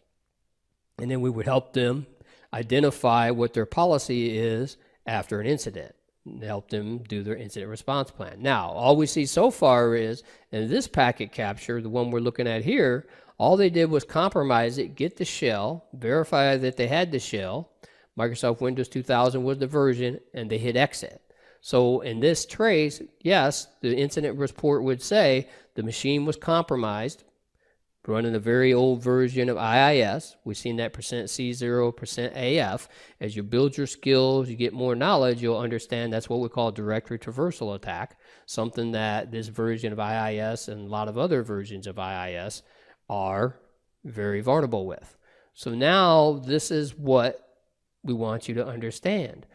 Now that you have this process, you've built your skills, you've built your foundation, the more you practice, the more you can identify how to analyze network traffic using protocol analysis, using the Wireshark tool, which makes it much easier by using filters. And this concludes pretty much the course. Next up, we'll close out the course. But now you have the skills and the foundation to do protocol analysis in Wireshark. It's an exciting world. Have fun with it. This is an example of one of the bonus files that I've created. So what we want to do is we want you to take the process you've learned in the class, and once you take that process, apply it. So if you remember, one of the first steps of our process was look for suspicious traffic, and the second step was looking for open ports. So as a reminder, you just do tcp.flags.sin equals 1 and tcp.flags.ack equals 1. So what that says is give me all the packets with the SYN flag and the ACK flag set. That's the second step of the three-way handshake. So when we send a SYN, we get back a SYN ACK. So when I apply this filter, now these are all the packets with the SYN and the ACK flag set. So the next step would look for data. And with the data, it's the push flag. So what we want you to do is we want you to go through these bonus files. This is the first one, there'll be more, and see if you can analyze what's taking place in the trace. Also, if you find anything suspicious in the trace, annotate that. If you find signs of a compromise, annotate that. Send a message in the forum to me of what you think the actual trace has in it, and then I will post a solutions file or even do a solutions video depending on how many we get once I get a minimum of 10. Once I get a minimum of 10 people that have participated in the actual challenge to look and figure out and analyze these files using the process we've discovered and shown you in the course, then I'll post a solutions file and a video for that. Once that's done, then I'll add more additional content as well. So I'll have several of these, but this is the first one. So what you want to do is you want to apply the process that we've talked about in the course and then analyze what's taken place in this packet capture file to practice. The best way to do protocol analysis is to practice and enhance and hone your skills. Have fun and good luck.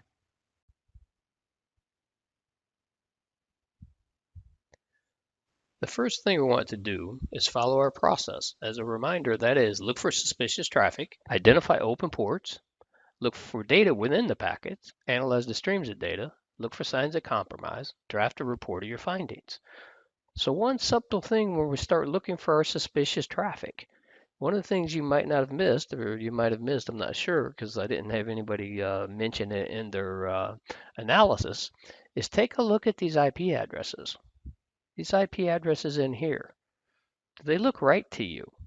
Even the Wireshark tool is giving you red saying something suspicious here. What is that IP address? It's the 224 address. That's actually multicast, and that means that the address should be used when you have bursty or not steady traffic. An example of this is we use a multicast with radar data. The one thing to take away from this is the fact that this type of address should never make it in from the perimeter. So you could tell the network team that they're not doing proper ingress filtering. That is, they're allowing inbound traffic that should never be received from the perimeter to get into your network. Not a good thing. So none of this traffic should make it into our networks. Since it has, we will continue with our process. The next step we want to perform is look for open ports. That is, set our filter tcp.flags.send equals 1 and tcp.flags.ack equals 1. We'll go ahead and forego that step because it's just a simple step to do. And we'll look at the next step of our process, which is look for data within the packets. That is the flag tcp.flags.push equals 1, and we hit enter. All these packets have data within the packets. All right. So the process now is to look for streams of data. So we've got a lot of HTTP traffic, and we'll look at that momentarily because we've got some different things we'll look at for that. And as I told you before, I just scroll through the bottom window. So you can pull this up here and then pull this up, and then you can start scrolling through the bottom window down here to look at the information. And it's interesting that we got the NSA, but we'll talk about that more later. Most of the responses that you receive, right, they've got these 404 object not found. That means this query never was responded to by the server other than to say it wasn't found. So that's data, but it's not a threat to anybody who's doing analysis of an intrusion, those types of things. So if we go down here and we look at this packet down in here, we got these push packets here. So if we right click this, and we'll follow TCP stream, of interest right here is this metasploit.exe. Okay, so that's Metasploit, which is a well-known hacking tool, and of course that would be a concern. And as we come down here, we see FTP. This is some FTP information. So what we've got so far is we've got suspicious because we got a metasploit.exe file and we have FTP information in the trace, but nothing of a major attack looking platform yet because we got to do more investigation. So it's definitely a file transfer, and we got metasploit.exe. Now if we go over here and we clear this and we take a look here at packet 295 and we follow this TCP stream, now we've got a lot of data that comes in, and now here we have connected to a Meterpreter server. For those of you who know a little bit about Metasploit, that means the Meterpreter shell has been opened on Metasploit. So this is definitely a concern because somebody has compromised one of our machines. But again, the biggest concern is this 224 traffic, which is multicast, is being allowed from the internet. That's a big problem. Okay, so now let's look at another one. If we go to packet 556, and remember, that will be the start of the handshake, and the data is just below that. So in this case, the push right here. So packet 559 is the push. So we do a follow TCP stream, and now we have actual indications of another shell. So again, we have all these shells in this network trace. That means in this case, this site's been compromised multiple times. Okay, so you get that. So that's the main signs of compromise that we look for. Now the next step would be draft a report of your findings. But there's some more tricks that we want to cover here. Some of you might have done this before and maybe not, because of being a beginning level Wireshark, we didn't really get into it, but I'll get into it now. And what that is Wireshark gives us the capability when we have HTTP. If you see, we got a lot of HTTP traffic here. So if we do a TCP.port equals 80, you see we've got lots of packets. 217 out of these 581 packets, I'm getting this information down here, 217 of these packets are HTTP. Well, Wireshark gives us a great technique and a trick, which is called statistics. So if I click on statistics here, and I go HTTP requests, this will show me all the actual HTTP requests to a web server. Look at these requests to this web server 192.168.1.50. Look at all these actual requests. Script, root.exe, winnt, system32, command.exe. Them are all shell requests to a web server. And now web server should never respond to these. But if a web server responds to traffic, that response is what we call a 200 OK. We have another great feature of Wireshark, and that's the filters, of course, but we have another filter that we can use, frame contains. So if you're looking for a specific file or malware or something like that, you can use the frame contains filter. In this case, we're going to say frame contains 200 OK. When I hit enter, these are the only packets that out of all those queries responded with an OK. So the first one, right, each of these packets represents a request that was accepted. Now we continue our same process and we review the streams. And we see here this packet 58, if we right click follow TCP stream, interesting that it refers NSA, but we see here that this command.exe c plus dir, which is giving me a directory, it's accepted by this old IIS Microsoft 5.0. And not only is it accepted, but it gives me a shell. So now I've got shell access via the web port, port 80, and now I have an indication of this. All right. Now, we know we've got a compromise when we think this refer is fake. But in today's cases, we're not sure the NSA might attack us or not. But again, in this case, I created all these, so it's definitely created by me. Okay. Now, if we go back to our frame contains, and again, you just keep selecting your filters. And then I go here and I right click this packet 89, follow stream. And again, I have a sign of a compromise. So both of these are compromises. So we had all those shells that we had and we've identified already. And we also have all these compromises. So we definitely have a lot of intrusions, not only intrusions, but successful intrusions on this network. So we apply our frame contains and we go to the next packet, this one at 114, all right? And we right click it. This is another sign of a compromise. So all three of those first ones we looked at were all shells and all compromises. And now we go to this one, this packet 137. Now this one has a head command. So what this is this is manually entered by an attacker, the head command, and says, give me the header from the web server. Now this head command should never be used in a modern day web server. So this HTTP 200 OK means that this was accepted by the web server. So you could go to the administrators of this web server and say, hey, you're not following best practices of security because you just accepted a head request. There's no reason to give a head request because all it's used for is to enumerate the actual version of the web server. All right, let's look at the next one. So when we go to this next one, packet 162, this is the same concept, but it uses the GET request. Again, it's manually put in because there's not all that additional data that you see from a browser. So when you see this GET request, you get another 200 OK, but now since it's a GET request, it returns the entire page. And that's what a GET request does. This happens every time you do a browser and go to a website. A GET query is issued to that web server, and it says, give me what's located at document root. Okay, let's look at another one. And this would be the last one we look at here. Follow TCP stream.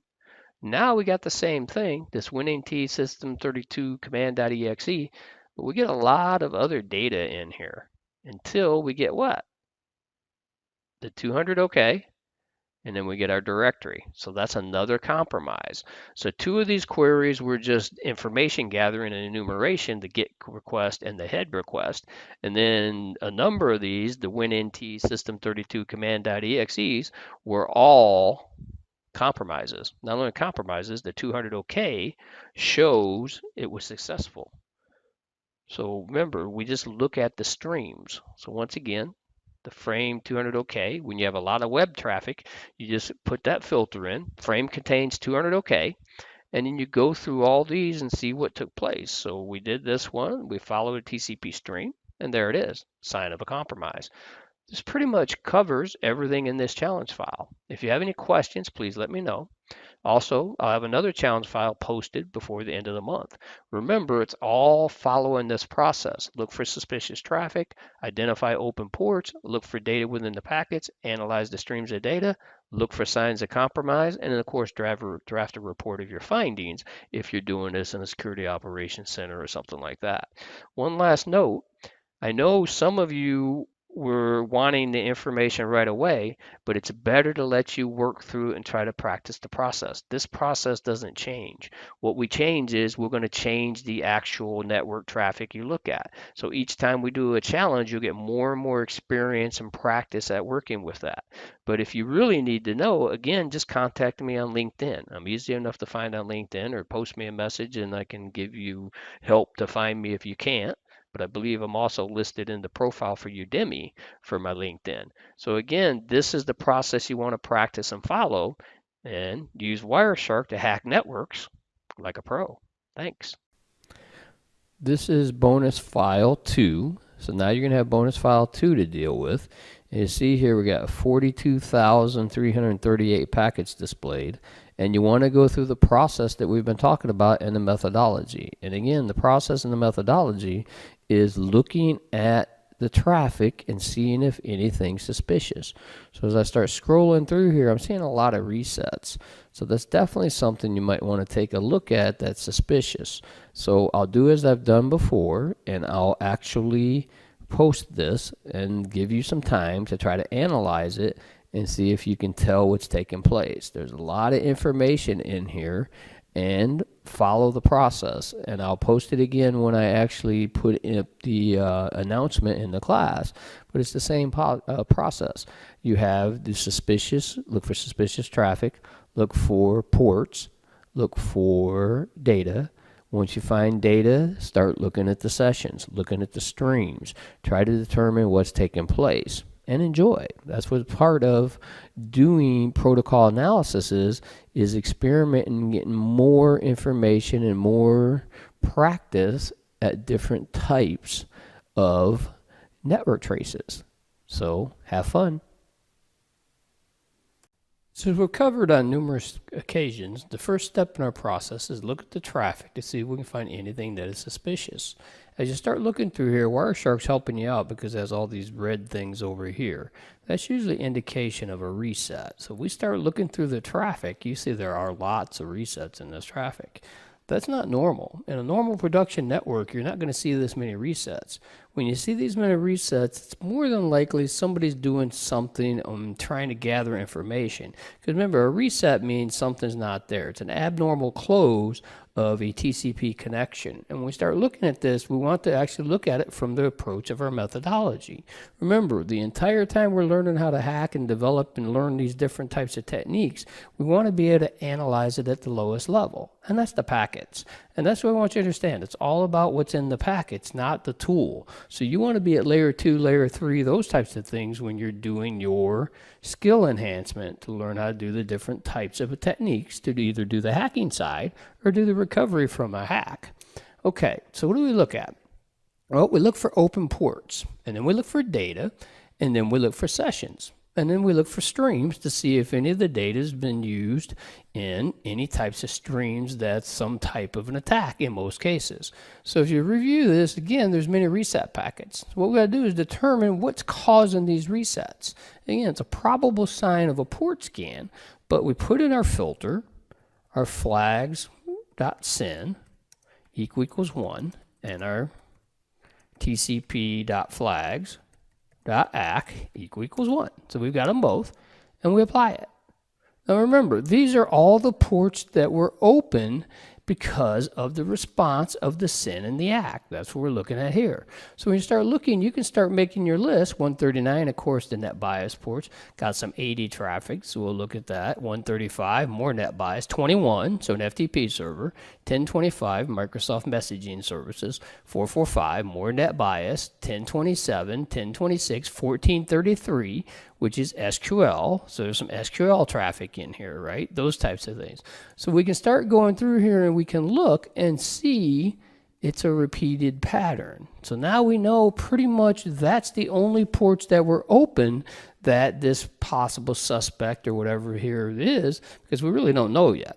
But we know something suspicious because we see all these different types of probing. So now if we go into one of these that we've got a SYN ACK on and we follow the stream and there's nothing there, that means this was a scan. Now we got two types of scans. We have a connect scan, which completes the three-way handshake, and we have a stealth scan or a half-open scan, which doesn't complete the three-way handshake. And when you see this right here, the SYN ACK, the ACK, and the reset ACK. So this completed the three-way handshake. So this first scan we look at right now in this packet 2111, 2011, shows us that we have a port scan. In fact, we have what's called a connect scan. Okay, so now we clear that filter and we put it and apply it again. And again, what are we looking for? We're looking at the open ports, right? So we got the 1433. That's always a good one to take a look at. So we apply this, follow the stream, and we see once again, this is a query of a probe and a port scan. In this case, it's the half open scan. So at packet 1503, we have a SYN followed by a SYN ACK, which of course is the target, and then the reset. Notice how it's a reset and not a reset ACK. The theory was with a stealth scan, it wouldn't be logged by the target. But today, pretty much all your detection monitoring devices know this, and they will detect these types of things. Okay, so now we've done this. So what's the next thing in our methodology? Well, remember, we look for open ports, and the next thing is data. To look at data, we do tcp.flags.push equals 1, and we apply it. This is all packets that have data in them. Now, everybody has different preferences, but my preferences, I've said before, I just use the bottom window, the data window here, and I start looking in this lower window to review the information, see what I want to investigate. And that's kind of how we do it. And we just scroll down, all right? So I won't go through every possible one because we've covered quite a bit of things on this, those types of things. So we've got some good information here, lots of different things, a lot of push, a lot of data. And I start looking through, and there's that version.bind. So now here I've got version.bind telling me that they extracted a bind version on that service. And again, remember, what we're looking for here is what did the potential suspect or attacker uncover with their scanning? Because the way the methodology works for an attacker, the way it works is they go for the live systems. Once they got live systems, they look at ports. Once they got ports, they look at services, what's running on those ports. And then they do enumeration, what's running on those ports, and can I log in and do the other types of things. In this case, we see we got Samba down in here. So again, that's our process. There's one more for you to look at. When you see a packet like this, a GET request packet as we're showing here, all right? So when you see that type of packet, it's manually entered. It's manually entered because that's all you have. Remember, if you're going to be doing this from a browser, you normally would see the actual type of browser and additional metadata here about the actual browser being used. So again, that's a manual probe that extracts the actual banner from a web server. In this case, it didn't have anything on it, which is good. So now we go back to our filter. Now remember, you can save these filters as well, so you don't have to keep doing this over and over again. And I keep looking at different things. So what am I looking for? Again, looking for things that look weird, suspicious. Right here we got Microsoft, some information about Microsoft, those types of things. And the best way to explain it, the OSCP, offline certificate services, those types of things. TLS, we're probably not going to be able to read the data into TLS because that, of course, is encrypted. So since it's protected encrypting, we probably can't find a whole lot on that. So we're okay here. So we just keep going down. Let's go down here a little ways. And again, it's a process. You just apply this process and you practice, and you keep practicing it over and over again until you get better at what you're doing. All right. So we've seen some FTP traffic. So let's do a TCP.port equals 21. These are all our FT packets in the trace. All right. So we got some down here. And what I usually look for here is I look for the three-way handshake. So you see the SYN, you send the SYN-ACK, and the reset, right? So you're starting to look and seeing, is there any in here in the FTP that goes SYN, SYN-ACK, ACK? So I just scroll down a little bit here anytime I'm doing the analysis or forensics investigation, and I'm looking to see if it's going to change its characteristics. Now, I do have something interested here that I might have to look at later, but I just keep going through and looking at the different things until I see a three-way handshake right here. See this? Goes a SYN, it goes a SYN-ACK, and ACK. There's the banner, the Microsoft FTP server. Now, let's right-click it, follow TCP stream. And now we have the user anonymous was allowed, anonymous access allowed, logged in, enter in passive mode, data connection ready, transfer starting. So now the perpetrator or the suspects uncovered that in this case, this network was allowing anonymous FTP. All right, so that means I can access. The weakness would be, can I do a write? So again, these are the types of things we want to do. So there's a lot of things we can do here. So if I do TCP.flags push again, equals 1, and I apply, I just look at the data. So again, it's just a process of following out a methodology, step-by-step methodology, and looking for data in the packets. All right. Now, one of the things we've always got the capability of is just recognizing immediately when something doesn't look right. In TCP, we have our 6 flags: urgent, ACK, push, reset, SYN, and FIN. Now, it's normal traffic to see certain flags set and abnormal traffic to see flags set that shouldn't be set. So when we go in here and we start looking, we're looking for some abnormal traffic. So what would be abnormal traffic? An open and a close. So a SYN and a FIN in the same packet should never happen. Because remember, the SYN is the first sequence, and you got a SYN and an ACK and those types of things. You never should have this. See how we got a FIN, a SYN. Remember, a FIN is a normal close. A SYN or a synchronize is a normal open. So I've got an open and a close. Also, I've got a data, and I got the urgent pointer set. This is, in fact, here at 12944, this is a crafted packet. So that would be something to investigate to see if the crafted packet got any data back. But this one here is even better.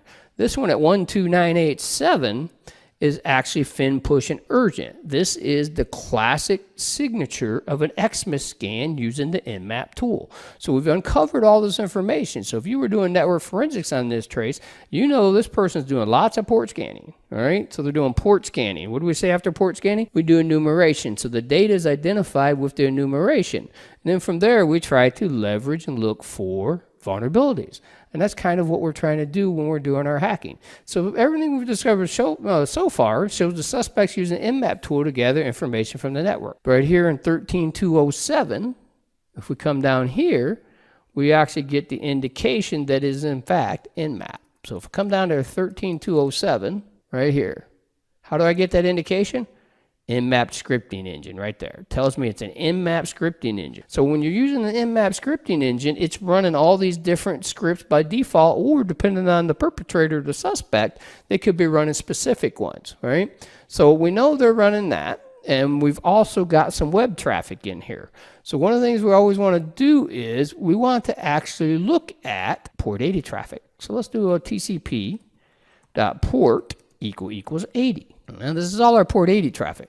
As you can see, I'm starting to see profind here. This is all Nmap scripting engine stuff. The options command, all this stuff is Nmap scripting engine.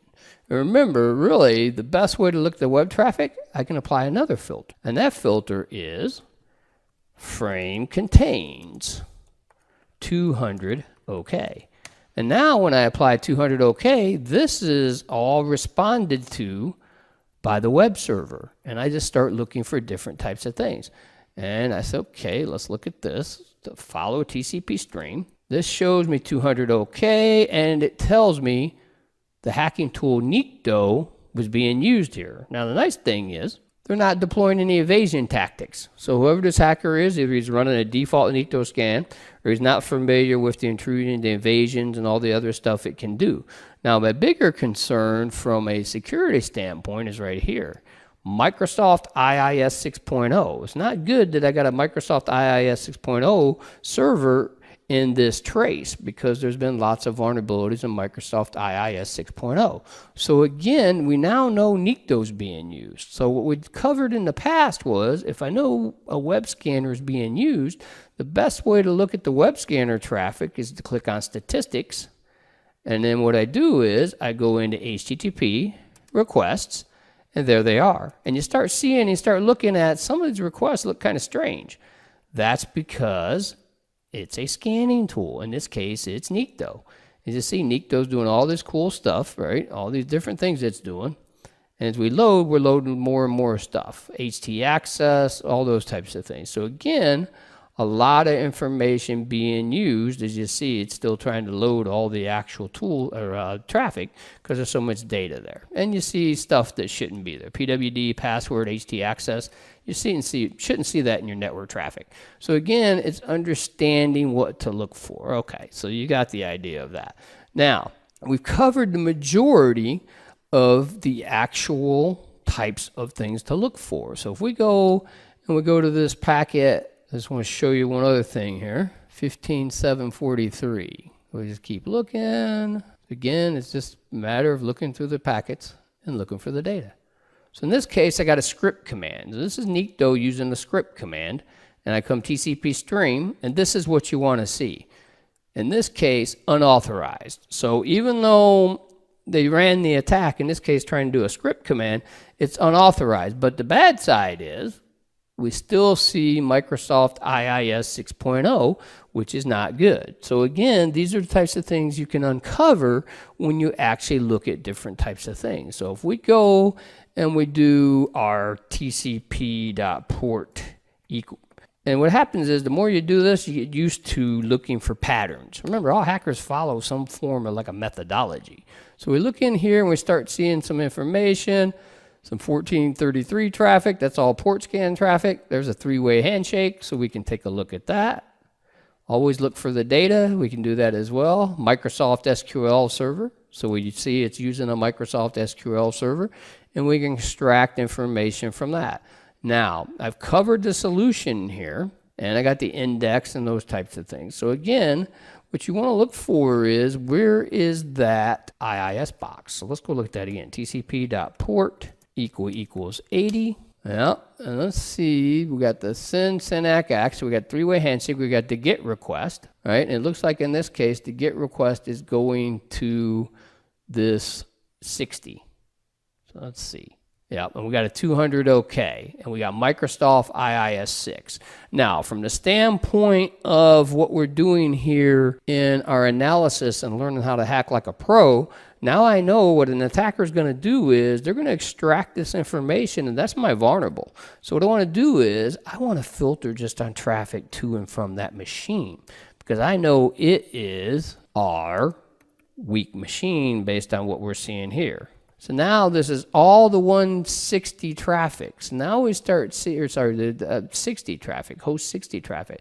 So now we start seeing a lot of information going to and from that box. So what do we look for? Well, again, it's that process. It's just the same process we've applied over and over again.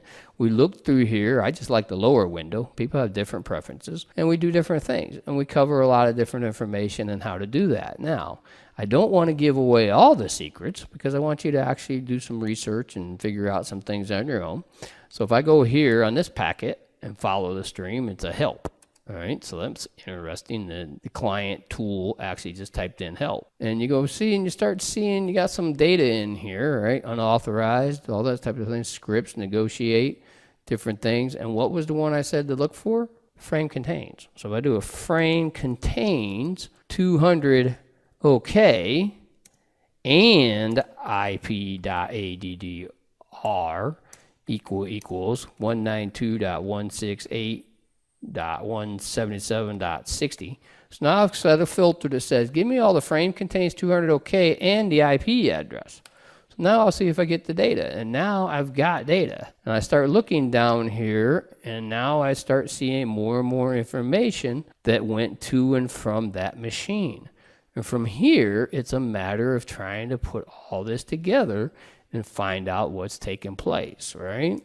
So there's no real magic key here. It's just basically take and look at a stream and look for the data. In this case, 404 not found. You're saying, well, why is it in there?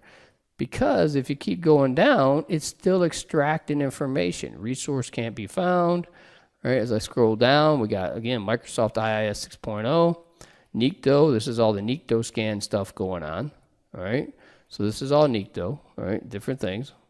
And information, the description. And again, as we keep going down, we've got more and more data to review. Now the trick is, and I showed this before, is when it's a database, start looking for database content. And in some cases, you'll be able to discover what the database content is. But in this case, since it's Nikto, more than likely it's just a Nikto scan.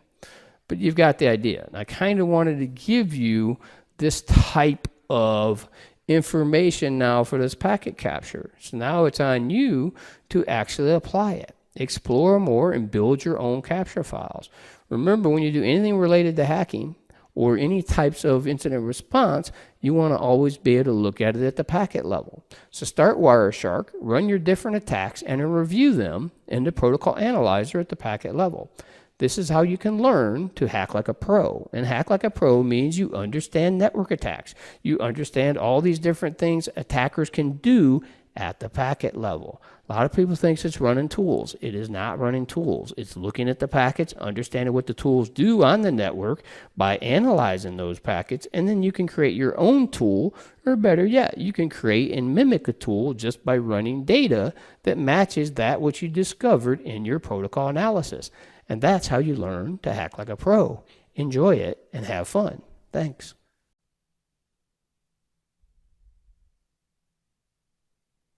Throughout the course, I've talked about the process. What I want to cover now is the hacking process, and more importantly, the actual scanning methodology. So when you do hacking, you have information gathering. You do like public records, information from public resources. Some of you might have heard of Shodan. You can use the Shodan website, those types of things. But what I want to talk to you about is the actual engagement of the targets. And that's why I tell everybody that in 25 years, the process hasn't changed. What has changed is the targets and the tools we have available. The first step in our scanning methodology is to discover these live systems. And we do it within map with the dash, lowercase s for scan, uppercase P option. Now, if you use ZenMap or another tool, it will actually dash lowercase s and a lowercase n. That's the newer way of doing it. But this way, the dash lowercase s uppercase p works across all versions, just not the new ones. So I kind of prefer that. So what we're going to do now is I'm going to run this scan, and we're going to observe it in Wireshark. I'm in my Windows prompt now. I just do nmap, and I do dash lowercase s uppercase p, and I put in my subnet, which in this case is 192.168.177.0/24. So that's going to go out and look for any live systems on this subnet. And in Wireshark, we'll see that what it's actually doing is address resolution protocol. So it's actually using ARP, and it's using ARP because I'm on the same subnet. If I was going across an actual router or some type of filter device that was a different subnet, then it would use ICMP.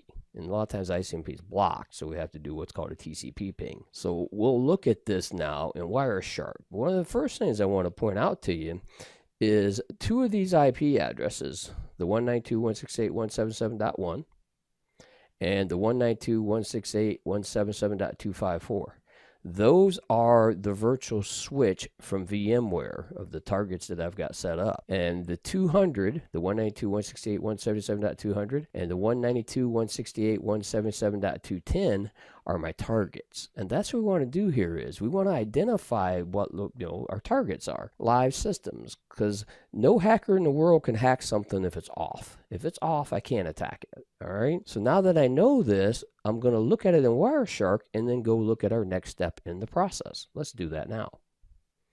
So here we are in Wireshark, and a couple ways I can do it. I can filter, or I can scroll down and look for the scan, and there's the scan, and you see it right there. So it's telling me who has, tell me, and he literally, Wireshark does, reports all the ARP broadcasts. So the actual Nmap tool is sending out to broadcast and looking for responses, and it keeps going out until it gets responses. So as we go down here, we see who has, and that's literally what's taking place at the packet level. So if we want to, we can expand the ARP here and look at the information and see exactly what it is. And the opcode is a request. That opcode being a request tells us that that's an ARP request, right? All right, so now what we're looking for is the responses. You see, we've only got the 2 live targets, so a lot of these responses are just requests going out, but there is a reply. So remember, the opcode before was a request. As we're seeing there in the Wireshark trace, the opcode's a reply. So now that we have the ARP that went out and came back, we have the 200 as a target, and our other target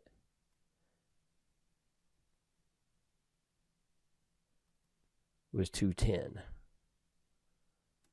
And there's 210. So that's our 2 targets. So that's what happens with Nmap. So now when your hacker is going against your network, if they're doing the live system step of their process, when they do that live system step of their process, that means they're going up and they're looking for their actual, yeah, exactly. They're looking for their actual live systems, because I can't attack it if I don't have live systems. And that's the first step in our hacking process. In our first clip, we actually looked at looking for the live systems. So what's the next step in our process? That process step is ports. Now we have 3 different options. Remember, the dash lowercase s is for scan, and we're using the Nmap tool, and the uppercase s means a SYN, or what we call a stealth, or another way of looking at it's a half open scan. And then the dash lowercase s uppercase t is a connect scan. And the difference is the S scan, stealth scan, SYN scan, or half open scan, whatever you want to call it, is actually not going to complete the 3-way handshake. The T scan will complete the 3-way handshake, and as such, it'll be logged by the target. And the U is for UDP. Now, it's difficult with UDP because UDP has to have a closed port to get back an ICMP type 3, which is destination unreachable. And then why it's unreachable, the port unreachable. So it's an ICMP type 3 code 3. So those are the different types of scans. But as I said, the UDP scan will take a very long time to complete. So we're mainly going to look at the TCP scanning. Let's look at that now. And remember, we have targets now. So the first scan we're going to do is the SYN scan, but we're only going to do it against our targets. We're not going to do it against the whole IP range because that's a waste of our time. And you always don't want to waste time, especially when you're doing an engagement. And almost all your engagements in professional security testing, penetration testing, vulnerability assessment, or whatever, all those engagements are time limited. So you want to make sure you get as much done in the time allotted as possible. So this scan running is going to take a little bit of time to complete. Now what we can do is we can actually go over to Wireshark as the scan is running and take a look at it. So that's an option always as well. So now as you see, there's a lot of ports open on these machines, and there is because I've chosen these machines which are deliberately vulnerable. So the first one, the 200, has SSH, secure shell, HTTP, web traffic. So now what we've done is we've done the live systems. We have 2 targets. We've done the ports. Let's go look at what it looks at in Wireshark. So here we are in Wireshark, and the dead giveaway of a port scan is resets. So you start seeing all these resets, you know you're getting an actual port scan. All right. Now we've seen that the actual port that was open in the list from actual Nmap. But if you remember, we looked at this filter early on in the course, and that's .syn, tcp.flags.syn equals 1, and tcp.flags.ack equals 1. Those 2 flags set together means the port's open. As you see here, we've got open ports here. So we mentioned secure shell specifically. So remember the process. We just highlight it, we right click it, and we follow the TCP stream. Right? In this case, you're like, well, why is nothing there? Because it's a port scan. And right there it is. You got the SYN, you got the SYN-ACK. So you've got that, and you have nothing actual that's following that. All right? So this is what you want to look at when you start looking at your different types of network traffic to see what's taking place. Now, a better way to do this scan is to set up a specific filter. So let's do that now. So we'll do a capture restart. Rather than have to go look through it, let's just create one for us. So then what we do is we're going to do TCP.port equals 22, because we know we have a target with secure shell. So TCP.port equals 22, which is SSH, and we apply our filter. As you see right now, we have no traffic to that. So what we're going to do is we're going to go back to the Nmap tool, and we're going to do a scan and see what it looks like when we do both the stealth or the half open scan, and then again when we do the connect scan. So let's look at that now in the actual Nmap scanning tool. So here we are again. We'll clear the screen to make it easier. Now what's the nice thing about Nmap is we just put in the actual scan and we just tell it with a -P option for port what port or ports to look for. In this case, it's just going to look at port 22 for these two targets. And that's all we do. And we run the scan.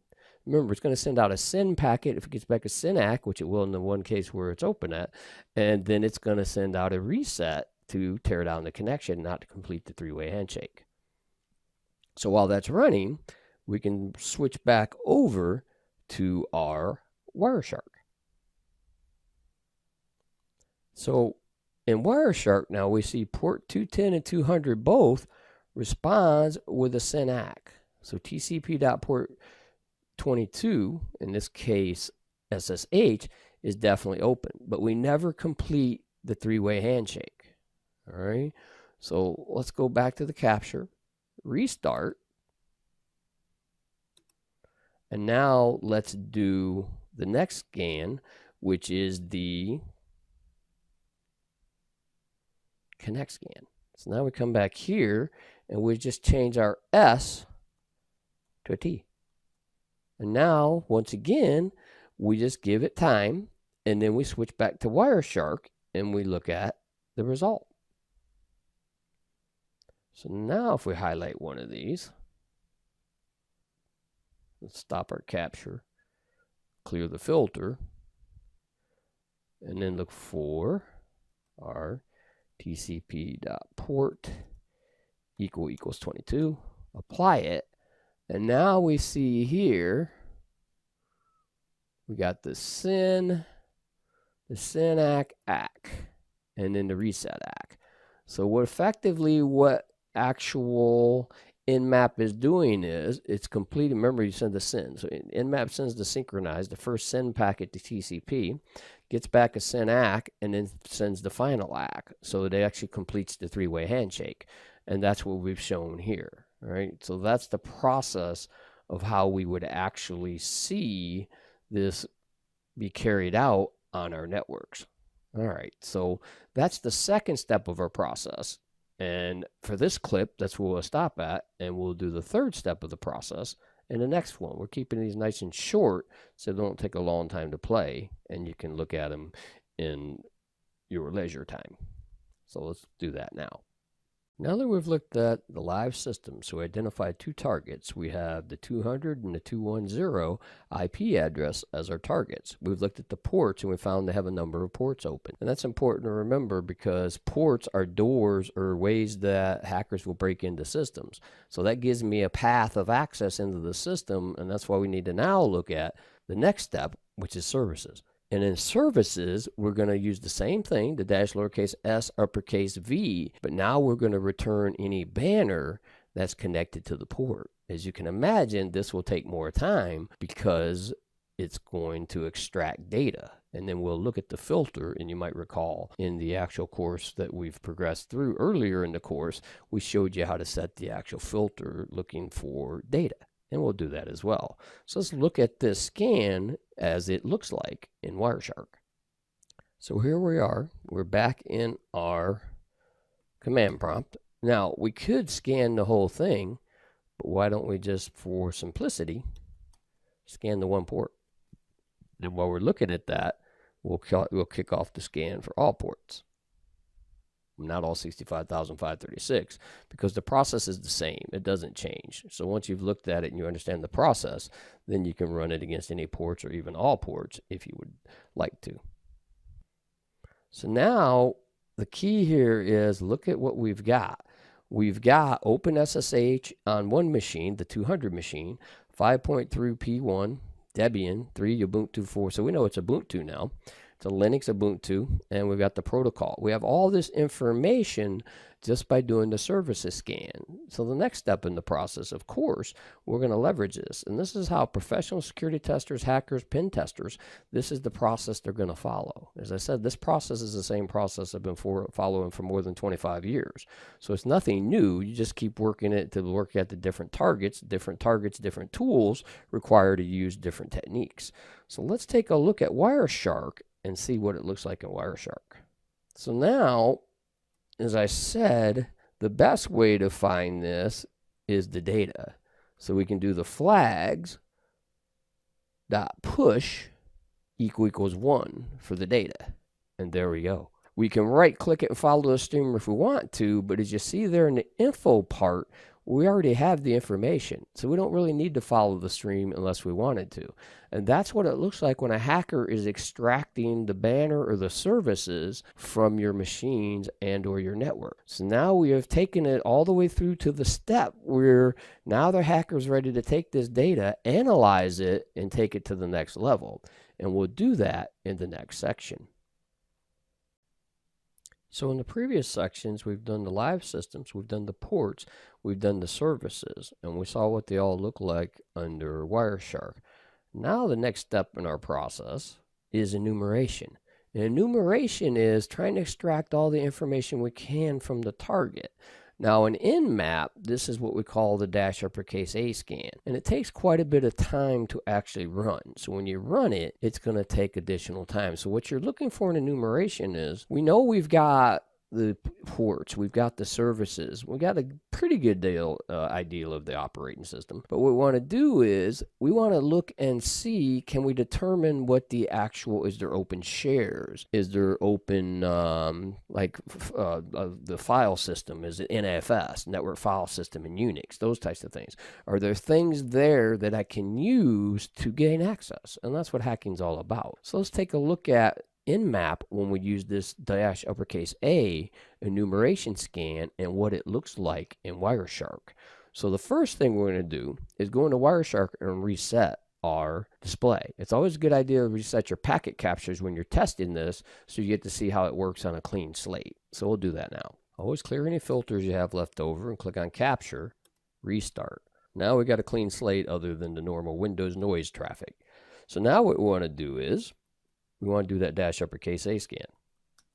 Now, as I said, this will take some time. So we take out that there, and then we just hit -A for those two targets. And we'll watch it as it's occurring on Wireshark. And you'll start to see, once again, it starts out just like it did before. Even, gets our two targets, gets the MAC addresses, because all data is delivered to the MAC address, as you may remember. And then once it gets going, so some UDP information there, it will start running an entire series of different scripts. So that -A runs a bunch of different scripts. So now you're starting to see it. It's doing the 443, the HTTPS 80. There's a bunch of your resets, as we said, a dead giveaway of a port scan. So it's just continuing to extract data and information from the target. But the difference is now it's going to run what's called scripts in Nmap. So Nmap has all these different scripts. And I encourage you, if you're not familiar with Nmap, to actually play with it and work with it. You can run it. In this case, I've been running it on Windows on my Windows 10 machine. And it's also in the Kali Linux distribution. But you can run it anywhere you want to practice and learn your hacking skills. And that's what you do. You hone your hacking skills. Once you now have a foundation, when you've got this far far into the Wireshark course, now you can actually apply what you've learned throughout the course to identify all these attacks and hacking techniques and perform them yourselves if you want to be an actual professional security tester like I am or something like that. So as you go through, we start seeing here in this case, you see it's doing a pass IE user. So if I right click that for the FTP, follow the stream, now I see it's actually using anonymous. It's verifying that the VSFTP daemon actually allowed the anonymous password. So it actually allowed, but then when it tried to do another command, it actually didn't actually allow it, where it says illegal port command and child died. Right. So these are the things you're going to observe when you're carrying out different hacks or somebody's carrying out different hacks against you. We're just following this same sequence of events that a hacker would typically do, or a pen tester, if they're targeting your organization. And we continue to see lots and lots of data coming because that's what the --A scan. In fact, the rumor is the --A scan has everything in it but the kitchen sink. That's coming in the next release. So Gordon Theodore Leone, who created Nmap, continues to add more and more features to it, where it's typically a network mapper, but now it'll even do some vulnerability checks for you using the scripts and those types of things. So now if we come back over here to our Nmap scan, we have a lot of data. And that data is telling us more about our machines. So now when you start looking at it, look at everything I have now. It's telling me in this case Samba 3.x, 4.x, that type of stuff. So it's giving me a lot more information. The Apache 2.2.8, the ISC bind, for those you don't know, the Berkeley Internet Name Domain, that's our DNS service. It's actually running on TCP 53 there, 9.4.2. It's also telling you that the ciphers allowed were SSL 2. That's not a good thing. So all this data was extracted because the --A did more scripts. It ran more scripts to pick this up. So now you got the Samba here. We got a Metasploitable root shell, and the box is the Metasploitable machine. So that's just because it's deliberately vulnerable. So you see we have a lot of database here. We have a lot of data for our database. We have MySQL 5.0, a lot of different things. VNC protocol. All right. X11 open, but you can't access it. Apache JServer protocol. You get the idea. Now we come down to the next machine, right? So that's the Metasploitable. So we'll go back up to the other machine, 200 machine. We see it's the OWASP Broken Web Application Virtual Machine. So that's the machine that we're using here. Great actual training virtual machine for you. And you see you got Apache Tomcat Air, you got a Coyote, and you've got a lot of different things. So we've got a lot of information from the actual box. And that's kind of what we're trying to do here, is get information. All right, so now let's go take one more look at Wireshark. And a lot of data is in here, but remember our filters. So we just do flags.push == 1, and we know these are the only packets that had data. And as I've said before, I just like looking in the bottom window. You can do it either way you want. And I just start going through here and seeing if there's anything in that bottom window that I want to take a closer look at. And I already looked at the IE user with you, so I won't look at that. 200 OK for web stuff, that's pretty good. So I'll right click that and I'll follow TCP stream. And I see I got Apache Coyote 1.1 and those types of things. So this is the same process we've continued throughout. I just wanted to actually run the attack step, since a lot of people wanted to see more of the hack like a pro type stuff. But hacking is such a broad general term, we won't get into the concept. But hacking network packets is also a form of hacking, which is using Wireshark. So now that we've looked at this, let's go look at the next step. And we'll do that in the next clip. We're now ready for the next step. Well, what is the next step? Remember, we have live systems, we have ports, we have services. We've enumerated additional data. Now it's time for ID the vulnerabilities. You can use Nessus, OpenVAS, which is available in the Kali Linux distribution, or one of my favorite ones if we have web servers is Nikto. So what I'll typically do is do a scan just for port 80. And if I find port 80, I'll run Nikto just to get a quick look at it. So let's go ahead and look at this from a perspective. The first perspective will be Nessus. So we'll look at Nessus. So we're going to go into the Nessus tool, and you can go to tenable.com and you can actually download and install Nessus and get get a home plugin, which means you can use it at home, not for commercial use. And when I log into it, it comes up with its screen. I just go new scan. Now you'll see some of the scans you got to upgrade to be able to use. In this case, I'm just going to use the basic network scan. It says a full system scan suitable for any host. So I click on basic network scan. Right? I just give it a name. So in this case, we'll call it, we're going to try to save some time on it. So we won't spend too much time. We'll do Metasploitable. Let's do Metasploitable. That's our scan. Then we can put in description if we wanted the scan. And then we put in the IP address. And Metasploitable is 210. Once I've done that, I just click on save. Once I save it, it's in here ready to go. I just click on the play button, and that play button launches it, right? So we're just going to let it go because it'll take a while to do the scan. All right, so while it's doing that scan, we can start looking at Wireshark, and you start seeing lots of stuff happening. This is, for those you don't know, SNMP. So it's SNMP stuff, Simple Network Management Protocol. This is the OID, the Object Identifier. So that's what your SNMP traffic would look like, and SNMP, of course, is port 161. All right, so that's what that would look like when it's trying to enumerate with that. So we'll just leave the Nessus scan running. Remember I told you we had web servers. So let's go back to Nmap here real quick. And we'll do a clear screen. And let's just look for port 80. So -P port 80. And then we give it -SS because we want the fastest way possible because we're just trying to see if port 80 is open. And we got our two targets, 200 and 210. And there we go. We got them open in both places. Now we've already got Nessus scanning the 210 box. So let's go use another tool to scan the 200 box. And what I'm going to do is I'm going to use Nikto because Nikto is actually a great web scanner. I like it a lot. Now, the best way to learn about anything is man. So if you want to know about Nikto, you just put in man Nikto. And it tells you a bunch about the web scanner. I won't go through that. You can read that at your convenience. So I'm just going to go Nikto. I'm going to give it the target with a -H option. And then give it to 192.168.177.200. And then -output, I want to make an actual report of it. And I'll make the output Udemy Nikto. So I know it was from my Udemy class. And then just .html. And that will create an actual HTML file. So you see now it goes out and it tries all these different requests to look for if there's information in there that can potentially be a vulnerability. You see it's got possibly a system shell found and other types of things. So it's got quite a few different things that it's potentially found. All right. So as it's going through that, remember, we still have our Nessus scanner going to town, so we can go check our Nessus scanner while we're at it. So we come back over here to our Nessus scanner, and we see it's still scanning, and we can watch it live. So if we click over here right now, it's just found 3 medium vulnerabilities, so we'll leave it go for a while. Just go back to our scans, keep it going. Then come back to our Nikto scan, multi-threaded here.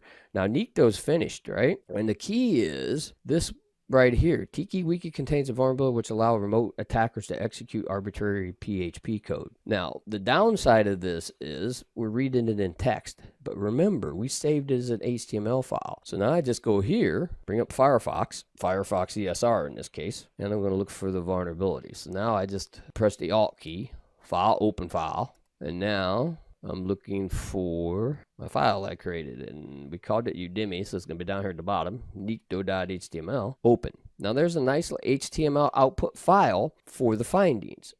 And as we start going through here, we see the different findings and some information, and this is what you would do as a professional vulnerability assessment or penetration tester or security tester. You'd take all these findings, draft them, write them up, and map the attack surface of your targets. And once you know the attack surface, you prioritize which one you want to attack. And as I said, this one, the one that's interesting here, is this TikiWiki formula, right? So that's the vulnerability. So now we can go back to Nessus, see if that scans. So we got that vulnerability that we need to take to the next step. Nessus is still scanning, and he's got some red now. So Nessus has found some critical things. He's got a VNC server password, so that's pretty easy to log into. He's got a rogue shell backdoor detection, and he's got Debian OpenSSL package random number generator. So great things, good findings. So we go to Wireshark, and Wireshark is just off the charts now because we ran both a Nessus scan and a Nikto scan, right? Now, the nice thing about the Nessus scan is it was web traffic. So we just click on statistics, HTTP requests. And there it is. We have all the traffic sent by the Nikto scanner, right? Which is kind of nice. So a lot of good information there. Right, so you see how that works. And I won't go through it all because I covered it all earlier in the course as well. So we now know that we have two targets, and both our targets have some vulnerabilities that are critical. The tiki-wiki one for this one, and as Nessus just said, the Debian OpenSSH and those types of things. So we go back and we see if our scan's still going, and it is. And once the scan completes, then we'll actually look at the actual vulnerabilities and then look from the next level. But we have enough now to gain access. So as we're doing our attack surface, we're looking for things that gain access. Remember, we had the tiki-wiki, now we have the VNC server password of password. So we could get access either way, and it's showing us here in the output Nessus logged in using a password of password. All right, so now this is what we want to do. We're going to go to the next step. So we'll go ahead and stop this clip here, and the next step will be exploitation, and we'll cover that in the next clip. So we've carried out this entire scanning methodology. We found live systems. We have two targets, 200 and 210. We did a port scan, stealth scan, and a connect scan. We looked at services. We looked at enumeration, and we ID vulnerabilities both with Nessus and with Nikto. And the same process would apply with OpenVAS as well. And that's why it's so important to just understand the process, because the tools and what tools you use come with experience after doing it over and over again. And what I recommend to most people when I train them is pick two. Pick two tools you're comfortable with and focus on those and master those two tools. And that's the key to being a professional security tester. So now that we have the vulnerabilities, the next step is we know all systems will pretty much have vulnerabilities in software as well. But not all vulnerabilities will have actual ways that we can validate the vulnerabilities. And that one step of penetration testing is validation of vulnerabilities. And that is exploit. So now what we're going to do, taking the actual just the Nikto scan, because we had the Nikto scan with the tiki-wiki vulnerability, we're going to actually take that one and we're going to try and exploit it. So let's go ahead and see how that's done. But more importantly, see what it looks like in Wireshark. And Metasploit is one of the most popular tools. So we're going to start MSF Council, which is the Metasploit framework, which is an exploit framework. So we'll open another terminal window here. When we open that terminal window, we can actually search for an exploit locally on the Kali machine and not even have to go and look at Metasploit. And we just type in the term what we're looking for. So we found tiki-wiki. So we do a search exploit, tiki-wiki in remote. I don't really care that much about a local exploit. I want a remote one. And now we do a search and we see, wow, we have quite a few different ones. Now what I look for here is something in a programmable language like C. In this case, I got Ruby script, PHP, and text files. Now by all means, you can play with those and actually make those work. But in this case, since I don't have a C program, I just go over to Metasploit and say, well, will Metasploit help me any? So I do the search on Metasploit, and I search the same thing, tiki-wiki. Now, it's telling me not built because I told you I didn't actually start the service Postgres, the Postgres SQL server. So the database cache isn't built yet. So that slows down the search a little bit. But for our case, it's not really that much of a slowdown. But while we're waiting on that, let's see if our Nessus scan provides us any other information from what we found earlier. In this case, I think we just maintain the same three. So we still have the same three vulnerabilities. Now, the VNC password's pretty easy. We could just log in a VNC client. Wouldn't see a whole lot of information in Wireshark. Speaking of Wireshark, let's go over there. And as always, let's restart it to get us a nice fresh capture to look at our network traffic. Come back over to Metasploit and see, oh yeah, it has lots of vulnerabilities on tiki-wiki that have exploits. Now the only one we want was the graph. So what we're looking for is the graph formula, and there it is. So now the way we actually do this exploit, we just highlight it. Once I highlight it, no Control-C, you got to right-click it to copy. And I just type use, and I right-click, paste, and see I forgot the E there, so make sure I go put that in or it's going to typo me. Now I'm in the exploit. If I type info, it tells me about the exploit and how it works. Tiki-wiki contains a flaw that may allow a remote attacker to execute arbitrary PHP code. All right, great. So now all I do is type show options. This tells me the options that have to be set. So as you see, required, yes. The only one that's not set that's required is the target address, otherwise known in Metasploit as rhost. So I just set rhost, and I put in the IP address.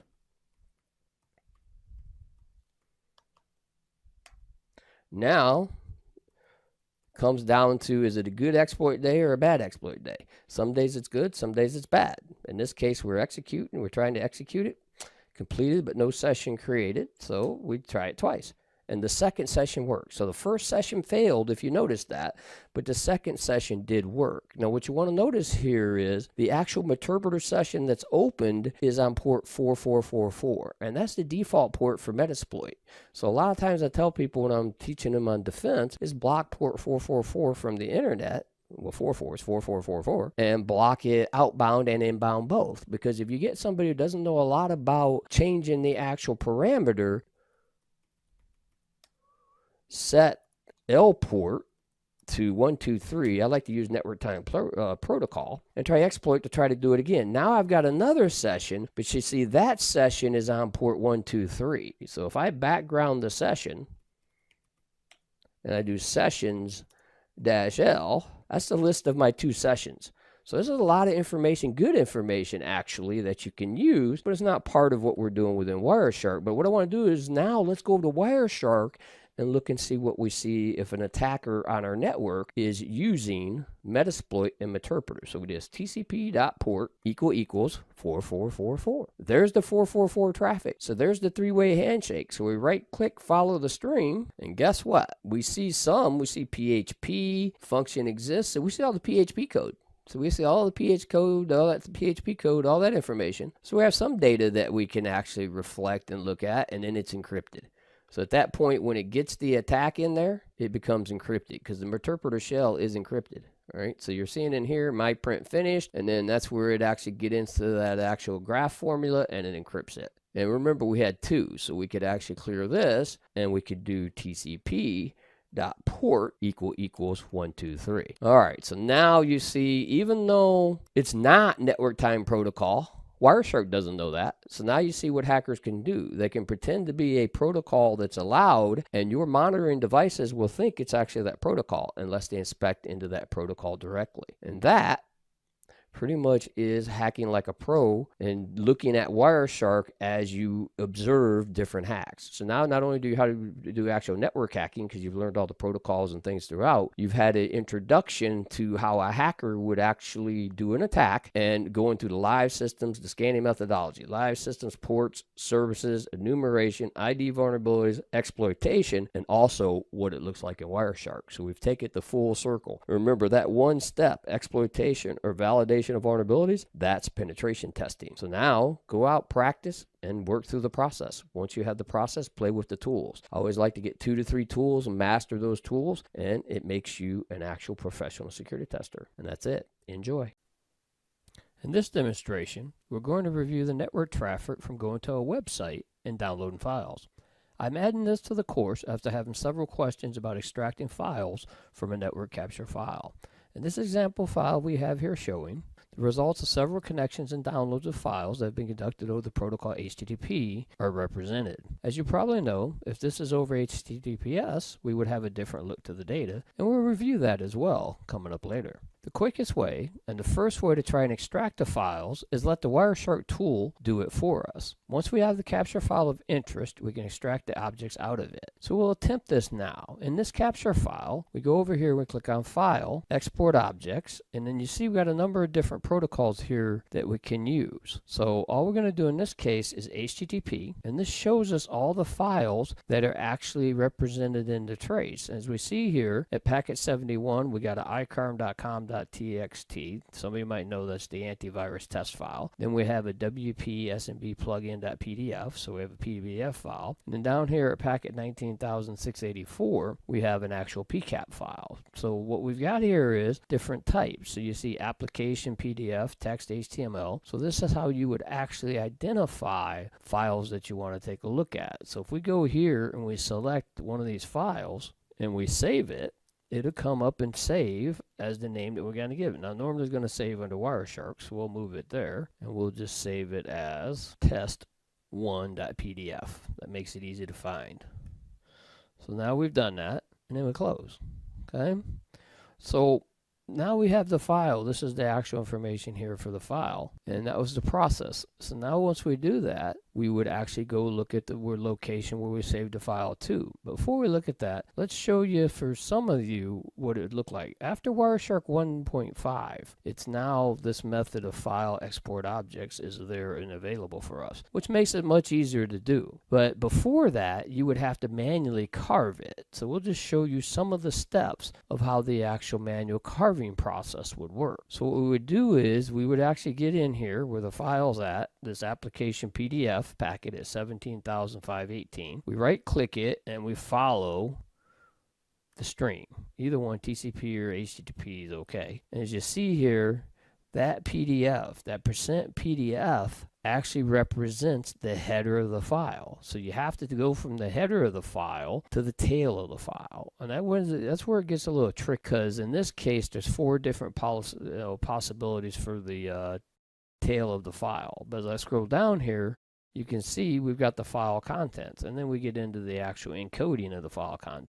But you can see the actual font type, true type, base font, Calibri, those types of things, italics. So you have quite a bit of information there. Then down here you get into the encoding, and then what you have to do is you have to take all this data here, put it into a hex editor, and find the trailer. And once you find the trailer, then you would actually go about trying to extract it. Now, it's a little bit beyond the scope of what we're trying to do in this demonstration, but if you do want to see that and want me to add that as a future type of demonstration, then by all means, send me a message, and then I can add it into one of the other ones. But for now, we'll just leave it as that. So now that we've done that, we'll go look at our file. So if we go to the D file, and there's our test1.pdf. The file opens, and it's good to go. Okay, so now, this is much easier when it's a text file. So if we go back here to our file, and we go export objects, HTTP, and we do the first one, which is the iCar file. So once we do the iCar file, that's packet 71, as we're showing right here, and we right-click it, follow the stream. Now what you'll see is the connection and actually the contents of the file. And this is the contents of the antivirus test file right here. So that antivirus test file is used to test antiviruses. So if you actually go try to do it with this file, your Windows Defender or your antivirus software will delete it. So just be aware of that. I had to disable it to be able to actually download the file. So now what we want to look at is what happens if the connection is HTTPS. All right. So if it's HTTPS, then we're going to have a little bit of a challenge. So since we know we can use that, we'll go and take a look at it here. So I've actually created another file. If I go File, Open Recent, I've got another file, and here's the exact same iCar extraction, but this one's using actual transport layer security, as you can see here, TLS version 1.2, which means it's using HTTPS when it connects to the internet. So now when we go File, Export Objects, we don't have an HTTPS because we can't export. You see there's nothing in the object list. So this is the exact same actual download of the iCar file, but it's done over HTTPS. And because of that, we don't have that. So if we close this and we try to find it in the actual network trace itself, we can go through and look and try to find it. And we just right click and we follow the stream, and it's all encrypted. So there's no way we can extract the data out of the actual file. So what you've seen is by using HTTPS, it makes it much more difficult to monitor or do anything. And that's one of our defenses against interception for confidentiality, breaching confidentiality, is to use encryption. And what we've shown here is if you use encryption, then you can't extract the file. So very important that we use HTTPS. And the good news is, after the last attacks and everything, we do have HTTPS pretty much being used. And that is the process of how we extract files using the Wireshark tool. As I said, Wireshark is very powerful unless it's encrypted. If it's encrypted, then we can look at some things, but you're going to get into places like this, like where we've got this quick UDP internet connection encrypted, and we go in here, and we got nonce, a random number generator, and we got a payload, but we have to do some form of decryption or decoding to be able to extract that data. And that's the goal as a security professional.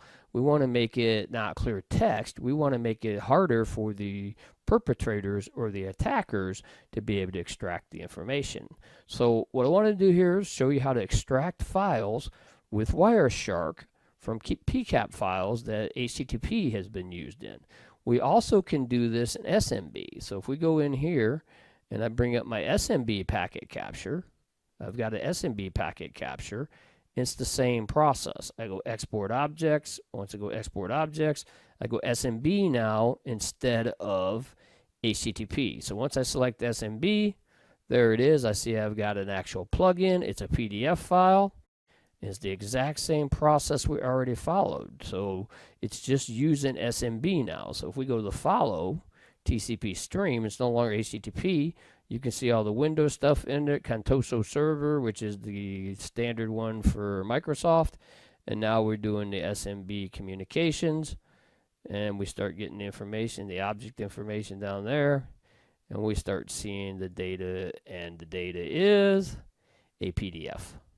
And that's pretty much, now it's the same concept. It's just now we're using SMB as the protocol to transfer the file, like a file server. This is like a file server would do. Then what you can do is you can actually get the different components of the conversation. So you can get that component of the conversation, or you can get the other side of the conversation, and then you can actually look at it in raw data. If we go look at it in raw data, now it's showing that this is the raw. And what you would do is you would take this raw data, put it into the hex editor, go from the actual point of the header, which in the case of PDF is %PDF. And once you've done that, you'd find the trailer. Once you find the header, cut out the header from the header point to the trailer point, and that would be your file. You'd actually extract it, save it, and then open the file. And that's how we do some forms of malware analysis to figure out what files have been transferred by the malware. But again, that's beyond the scope of our demonstration. If it's something you want me to add later, I can always do that. And at this point, we'll conclude the demo.